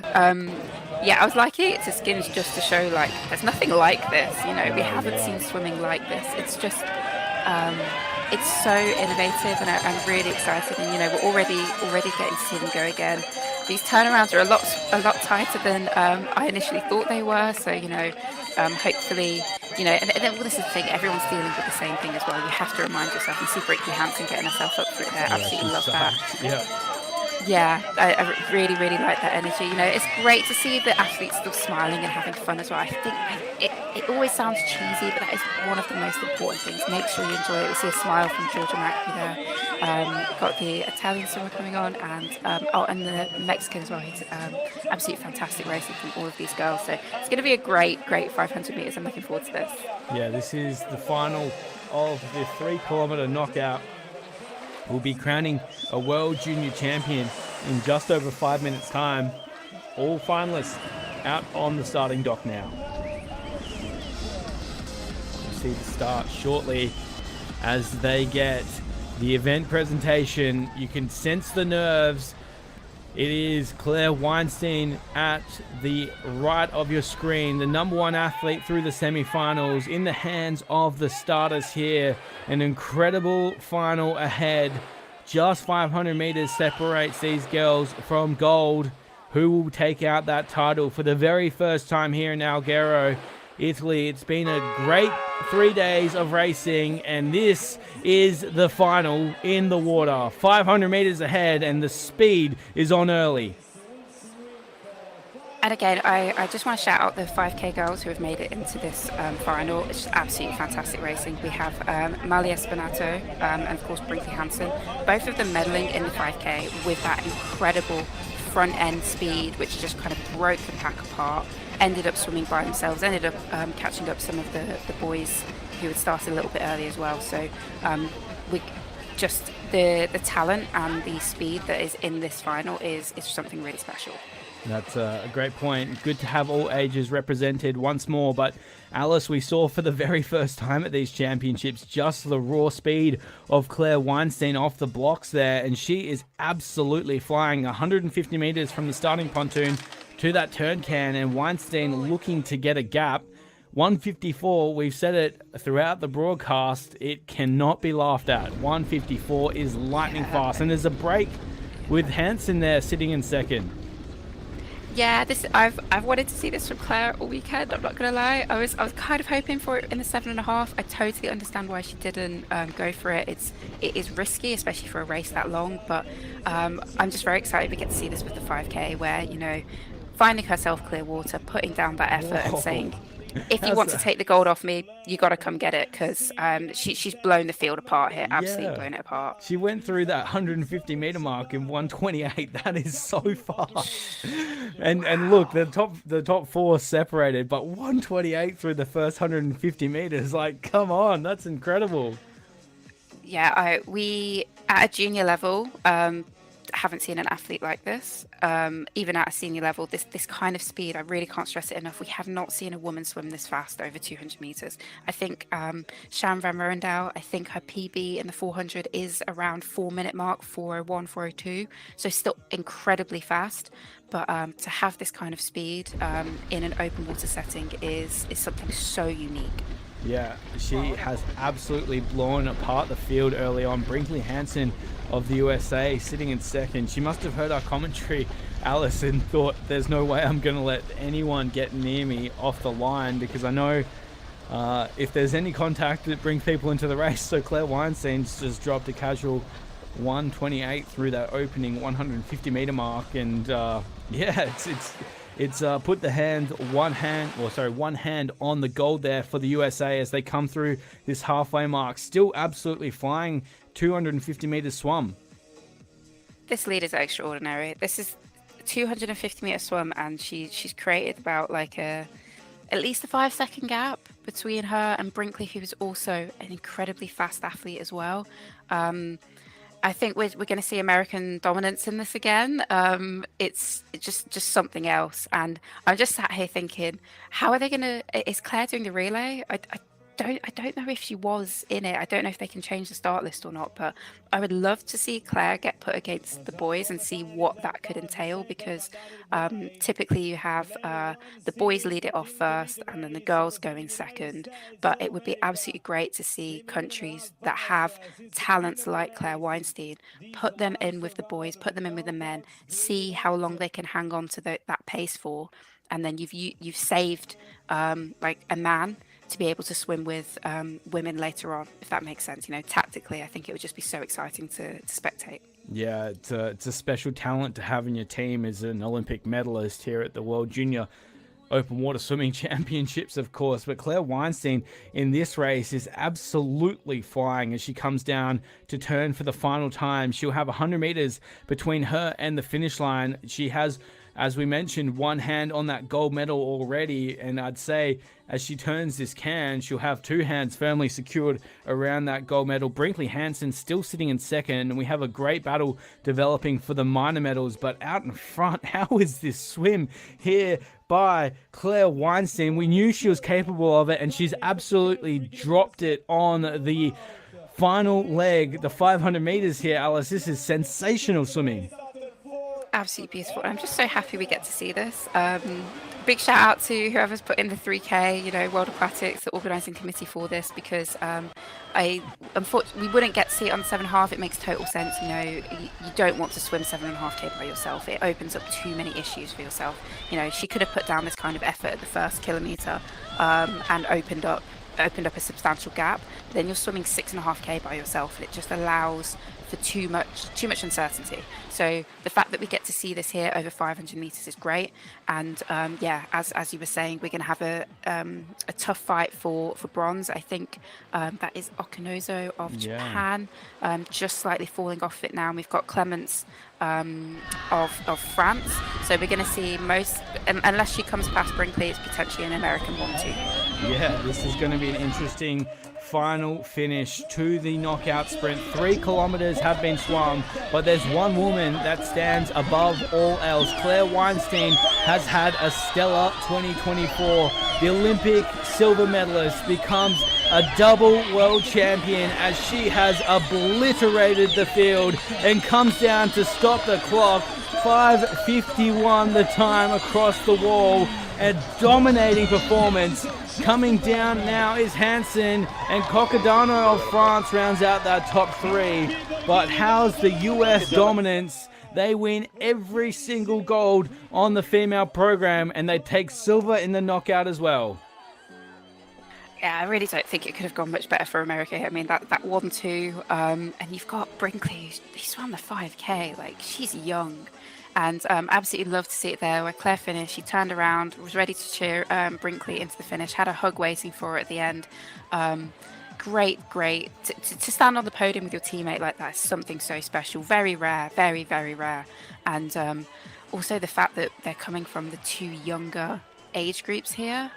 Clements in the 10, so we see on the podium all 3 events represented, which I think is really special. Yeah, just so strong. The US open water swimming. We've seen them be good before, but this is a dominance that's unseen almost in any open water country. Like this is simply sensational by the USA girls.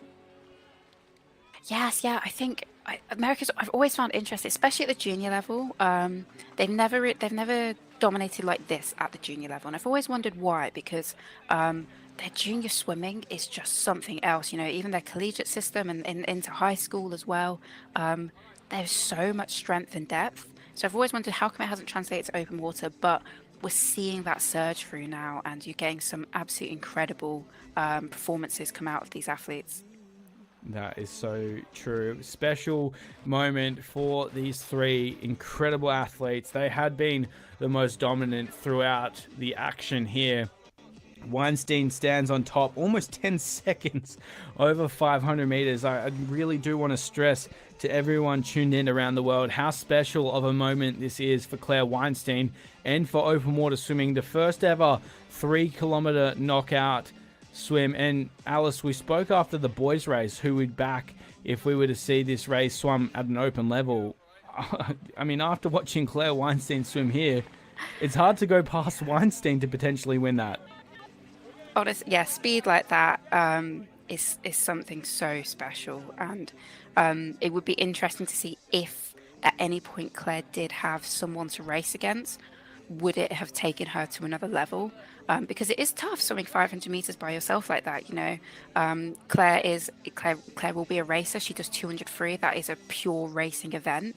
So it would be great to see this event on the world stage and hopefully Claire in it at some point. Well, I think we can call this an unequivocal success. We'll hear from the athlete shortly, but excited. And so, ladies and gentlemen, we are here with the top 3 girls of the 3 kilometers out sprint. Clemence, how are you? Do you like this race? You're pushing very strong in the first round. Yeah, it was really fun. It's unexpected result, and I'm so happy. It was really, really good, and it's a really great race. Great job, great job. Come on, people, make some noise for Clemence. Briley, how is your feeling? Do you like to do this race first time ever? It was a great race, and I'm glad to do it with my teammate Claire. She's been one of the best people helping me get through the race and just encouraging me. And she did an amazing job too, and I'm just really happy to be doing this race with these girls. Great job, great job. Come on, people, make some noise for Briley. And so, Claire, another time you are the winner. You are the World Junior Champion. How is your feeling? I feel great. I mean, this was the first time we've ever done this race, and I had a lot of fun. I feel like it shines light on the people that are more like sprinty but still want to do open water, and the win means a lot, but to do it beside Brinkley is just amazing. And yeah, open water is usually an individual sport, but today it was a team sport for us, and I feel like that means a lot. Thank you, girls. Come on, people, make some noise for our top 3 girls. 3 kilometers no out sprint water race. Congratulations, girls.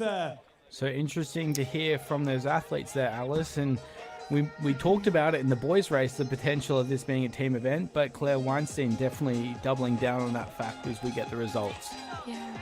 Yeah, I love to hear that. And Brinkley, kind of, you know, you can see that she looks up to Claire. And why wouldn't you? You know, she's Olympic silver medalist, set on your team, coming out to the World Junior Championships, which some people at Claire's level might have just turned their nose up at. And, you know, she's here, she's won 2 golds. She's clearly placing herself in the position of, you know, being a strong team leader, encouraging her teammate, and, you know, Brinkley coming through from the 5K to get on that podium amongst all those fantastic swimmers is so nice. And again, it was lovely to hear from Clemence that she enjoyed the race and the format. It's invaluable information back to everybody, especially the organising committee. And, you know, I don't know, I'm definitely speaking for myself here. This is definitely a massive success. It was so fun to watch, so fun to commentate on, and also just seeing how much the athletes enjoyed it is just fantastic to see. Yeah, I definitely don't think that this will be the last time we see this in action here at a World Aquatics event. What a simply sensational initiative that's been introduced, and excited to see it rolled out more often at potentially the World Championship, World Cup Series, and other events. I'm sure we'll be looking to introduce a similar format, but 2 incredible races in both the boys and girls knockout sprint. We'll stick around, of course, for the medal presentation of the girls 3-kilometer knockout sprint, and the Star Spangled Banner gets to be played for the 4th time at these championships, and Alice, potentially a 5th looming large tomorrow. Yeah. If you're the American boys, I mean, you know, you've already got Luke Ellis, who is an incredibly fast athlete. So I would be feeling very excited, very pumped. You know, you're going to have. I mean, we didn't even have Claire Schumacher, who won the 10K, able to compete in that race because America gave their opportunities to Claire Weinstein and Brinkley Hansen. So who knows how Claire Schumacher would have done in this event. So very, very exciting prospect for them. They're having an absolutely amazing championships, and it'd be great to see more of them on the podium again. I mean, they're looking unbeatable at the moment. Yeah, we look ahead to those relays that will be conducted tomorrow on the 4th and final day of the 2024 World Aquatics Open Water Swimming World Junior Championships here in Alghero, Italy, and there's really a mix of countries that could compete for that gold medal. I think, you know, we haven't seen an Italian gold yet. We could potentially see that on the 4th day. They have a stacked team: Caso, Sanzullo, Tolizzi, and Lorenzo, I think, Palmi of the Italian team. They look pretty big, but also the Japanese and the Turkish team alongside France. So and the US. There's so many. Hungary, yeah. No, we could keep reeling this off. Honestly, I think this is what's so exciting about, especially about these championships. This is the first time I've really seen other countries, really step up, with Turkey, with Japan, really step up and challenge for those medals and for those places. We're not just going to keep giving it to Italy or France or to Hungary. We've seen America really move into the scene, and we know they're a strong swimming nation, but we haven't seen their dominance in open water like this at any competition ever. I will say from my experience and from my knowledge. So we're seeing a lot of new flags getting put up on the podium, and I just think it's fantastic to see. It's such it's such a great ground for more talent to grow from. Yeah, you mentioned the Hungarians, and I look at their team, Abonyi Toth, Kovac Serez, Niet, and Portzin. That's a star-studded lineup. That's what we get to see. Yeah, like tomorrow. every team, it's got so much potential. And then this is what I was kind of alluding towards during the end of the women's race is how are teams going to play their picks of we typically see the men go up front and then the women second, but I really think there's some great opportunities for some of these faster girls to get in with some of the boys. You're not going to expect to keep up with the Sashavelis or the Kovac Serez, but if you can get into the mix with some of the other nations, really hang in there. It's going to hurt, but the opportunities it opens up when you get one of your boys getting to swim against other girls really, really can crack the race open for you. Yeah. The good news is you get to watch it live and free around the world thanks to the World Aquatics stream here on YouTube. We're sticking around, of course, for the medal presentation of the girls' 3-kilometer knockout, which will not be too far away. Tell you what, Alice, it's been a very interesting 3 days of competition. We certainly have seen that next generation of swimming star be born out here in Alghero. It's a great event to be once again running the World Junior Open Water Swimming Championships. Do you have a particular moment today that stood out that has been just that step above in spectacularity? Yeah, I think the winner of the boys three of the boys 3K, the way he came through at the end, I just want to make sure I get his name right. So bear with me a second. There's been so much swimming, so my mind's like, oh my gosh. Kaito Um, Shimori. Kaito Shimori, that's it. Yeah, thank you so much. Yeah, Kaito Shimori's win, I think, was incredibly special. We saw Claire absolutely dominate the field as we kind of like expected from her, to be honest. So an amazing, amazing effort. But I think what Shimori did with really biding his time and coming through at just that right moment to get the win off of Kovac Serez and Veli, and also Koukalakis from Greece was just so special. And great to see Japan on the podium too. How about you though? What are you thinking? Well, yeah, Kaito was so strong and really that pinnacle of where open water swimming can be so exciting is when you have these athletes that sit back and take their moment and wait for the opportunity to strike. So that's a great pick. To be fair, I love the way that Claire Weinstein just has been approaching these championships, wanting to get some experience racing in that pack and being comfortable moving around the turn cans, but seeing that dominance that can be brought out by a star like Claire Weinstein really makes it exciting to see. You've got this 17-year-old that is going to be competing with the very best in the world, not in 4 years' time, in next year, the back end of this year potentially, as of course we have some World Cups coming up that I'm sure Weinstein definitely has circled on that calendar. That's pretty special. But to know that whilst Claire has been dominant, there's a lot of girls coming through that will challenge in years to come is equally as exciting. Yeah, this is what's so great about the juniors. You really, really do get opportunity to see the future talent of the sport and the current talent. Because, like we were talking about, Claire won what was probably the most competitive race of the year. As in, like obviously you've got World Championships and you've got the Olympics, but the qualification often for those events are what are the most competitive. So that race in Funchal, you had, I think, 3 or 4 Americans already. You had 3 or 4 Italians, 3 or 4 Germans, 3 or 4 French. You know, you've got the best of each country because you can enter as many as you want into those World Cups. You've got the best of each country turning up, trying to get those spaces for the world champs. And Claire Weinstein went and won that, and she dominated it. So I think that's probably one of the most competitive races that I've ever seen. I couldn't believe like the depth of the field that like I found myself racing in.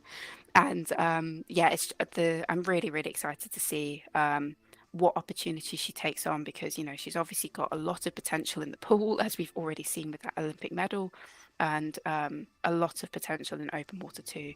And so just one more point on her. It was great to hear her say that she likes that this is an event for the more sprint-based people. And then I just found it funny that I was like, Claire, you can still win the 10K amongst the best in the world. So you have the depth that I've just never seen it before with an open water swimmer ever. And I'm really excited to see what that future is for her. Well, that's such an open water comment to say 3 kilometers is a sprint as well. That's yes, yeah. She's already one of us. Oh, it's great to see. But we've talked all year about how exciting it is to be a fan of open water swimming, and when you see racing like today, it is obviously very exciting. There's still plenty of action to come from 2024, with World Aquatics still hosting 3 more stops of the World Cup Series. We head to Setable in just over a couple of weeks on the 12th of October. We'll be racing in Hong Kong, and then we'll round out the season on November 22nd and 23rd in Neom in Saudi Arabia, where there's been some really world-class triathlons in the last couple of years, but it's good to see Neom shining its light on open water swimming as well to end out the season. But Alice, Setable, we've both raced there. It's a hard venue to get right, but a very exciting venue for people to watch the race. Yes, definitely. You know, definitely find time to check out that race if you're watching now. If you've enjoyed watching this, if you're a fan of the juniors, definitely check out the senior swimming. Setubal in October. It's gonna have to be a wetsuit swim, right? Like, or so. I must, right? Like, oh, it's gonna be chilly. But maybe cold for me is like anything below 20. So I'm probably just bringing my bias into it, but going to be a fantastic race. You know, we'll see a lot of the big names back in after taking a bit of a break after Paris. Be interesting to see who is still very much prioritizing winning the World Cup legs. You know, there's a lot of prize money to be won, a lot of glory to take from it. They're absolutely great opportunities to get a lot of experience in. And you know, pushing forward to 2025 World Championships, you want to get some racing done. So, yeah, it's going to be a really exciting couple of months for the back end of the open water season. Yeah, I think when we look at the way that it's been shaping up, Leonie Beck just leading Anna Marcela Cunha, but Bettina Fabian also within a sniff to take out that points total. But there's still 3 meets to swim, so 800 points on the win at each of those meets. If they're willing to chase those points, it's really anyone's game. And I know after an Olympic event, a lot of athletes prioritize getting experience from racing, and I'm sure they'll be using the remaining 3 stops on the World Cup Series to get those races in. Yeah, definitely. I'll just comment on, you know, Bettina Fabian, a younger athlete. So she would have been less precious about taking loads of time off after Paris. You know, I mean, after like I won World Juniors in 2016, I remember taking a couple weeks off. However, after Tokyo 2021, I took a couple months off. I took like 2 months off, and even that didn't feel like enough. So I'm just saying, as you get older, you realize you do need a bit more rest. You realize you can bounce back into the sport. It just takes a bit more time when you do have that rest. But as a younger athlete, coming off of the highs of, say, an Olympic Games, off a great World Junior Championships, you can carry that momentum through. It will still tire you, but you know that you kind of got time and youth on your side, and it'll be interesting to see what athletes, which athletes do that moving into the final World Cups at the end of this year. And Hong Kong back on the calendar for 2024. Did you ever get the opportunity to race in Hong Kong? Unfortunately not. I've heard like really, really good things about it. I think a few of my British teammates did go over to it, but unfortunately I didn't get to go. But did you ever race it? And what's it like? You What know, do you know? I just want to thank all Unfortunately, of didn't get to you, race and in Hong Kong, especially but you competitors, similarly have everybody heard that swam in great. that historic race We'll today. hear from Sid Certainly Cassidy. our medal winners. But this race is the future. What we're trying to do is bring more interest into other avenues. And we believe open water swimming can continue to grow. So thank you for your support. We look forward to adding this event to our World Cups in the future, eventually to our World Championships, and who knows where we'll go in the long run. But thank you again for all the support in this great event. And we get back home, let's tell everybody, hey, we need to run this thing, the knockout sprint. Thank you. Okay, medal ceremony coming very shortly. Thank you. So special to hear there from Sid Cassidy, a real pioneer for the sport of open water. He has been around for a very long time driving this sport forward, and once again joining with the staff at World Aquatics to create this innovative event. And it's good to hear that Sid mirrors our thoughts. Alice, this event is here to stay. Ladies and gentlemen, please welcome the medal It's great to ceremony hear of the that. Great to girls. hear it's alluded to for the World Cups. Fingers crossed for knockout October. Might be a little bit sprint. too soon, but yeah, stranger things have happened, I suppose. Yeah, we'll head to medals now. The medals and gifts will be presented by the World Aquatics Technical Open Water Committee Chairperson Sid Cassidy. Winner of the bronze medal representing France, Clémence Cocordano. Winner of the silver medal representing United States of America, Brangley Hudson.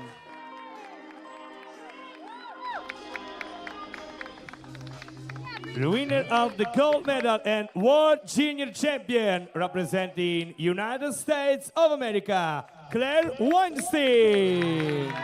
So our three medalists in this historic event, the knockout sprint for the girls, standing proudly on the podium.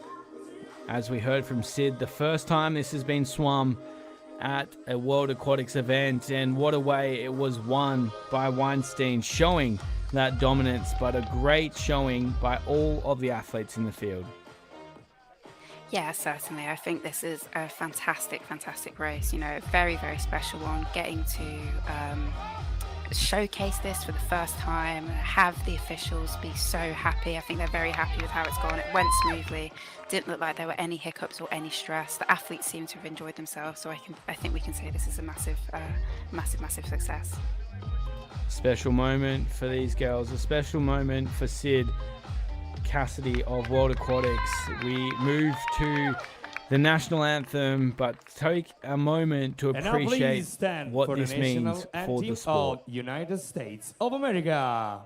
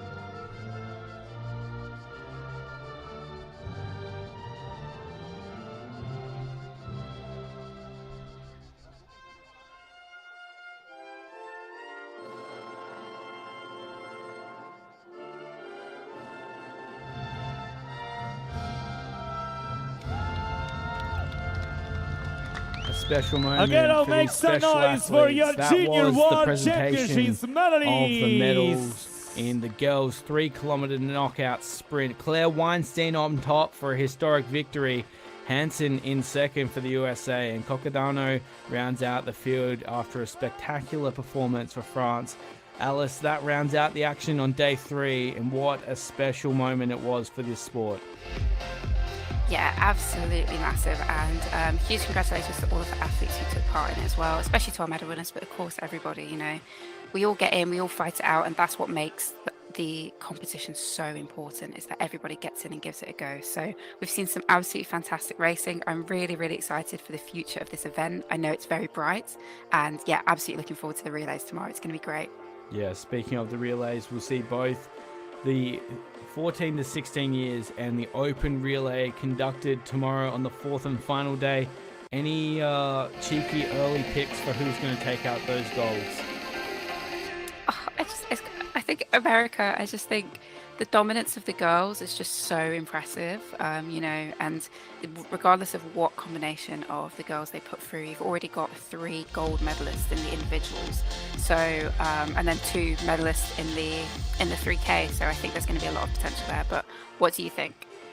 Yeah, I think I'm going to pick Turkey in the younger event, and I'm going to go Italy of the World in Aquatics the Open open Water event. Swimming Junior World Championship Okay, 2024. let's see. See you on It's tomorrow. a bit bold to call it there, but with of the course team that's the relay. action Thank on you. day Enjoy, 3. Alice, it's been a and pleasure good afternoon, commentating with you. One more day to Yeah, come. absolutely. Thank you. Yeah, thanks. And that, ladies and gentlemen, concludes the action here for day 3 of Attention, the please, 2024 team manager, World we Aquatics remind you Open to Water deliver Swimming World the Junior team relay Championships. form The medal to the tally timing once 10 more until on the top is the 1:30 USA. PM. Thank France, Turkey, and Germany round out the top 4, tied with Japan. And we have one final day of action. We'll see if anyone's able to make a light charge up the medal tally. But for now, we'll call the action here in Alghero, Italy. It has been our pleasure, and we hope to see you tomorrow.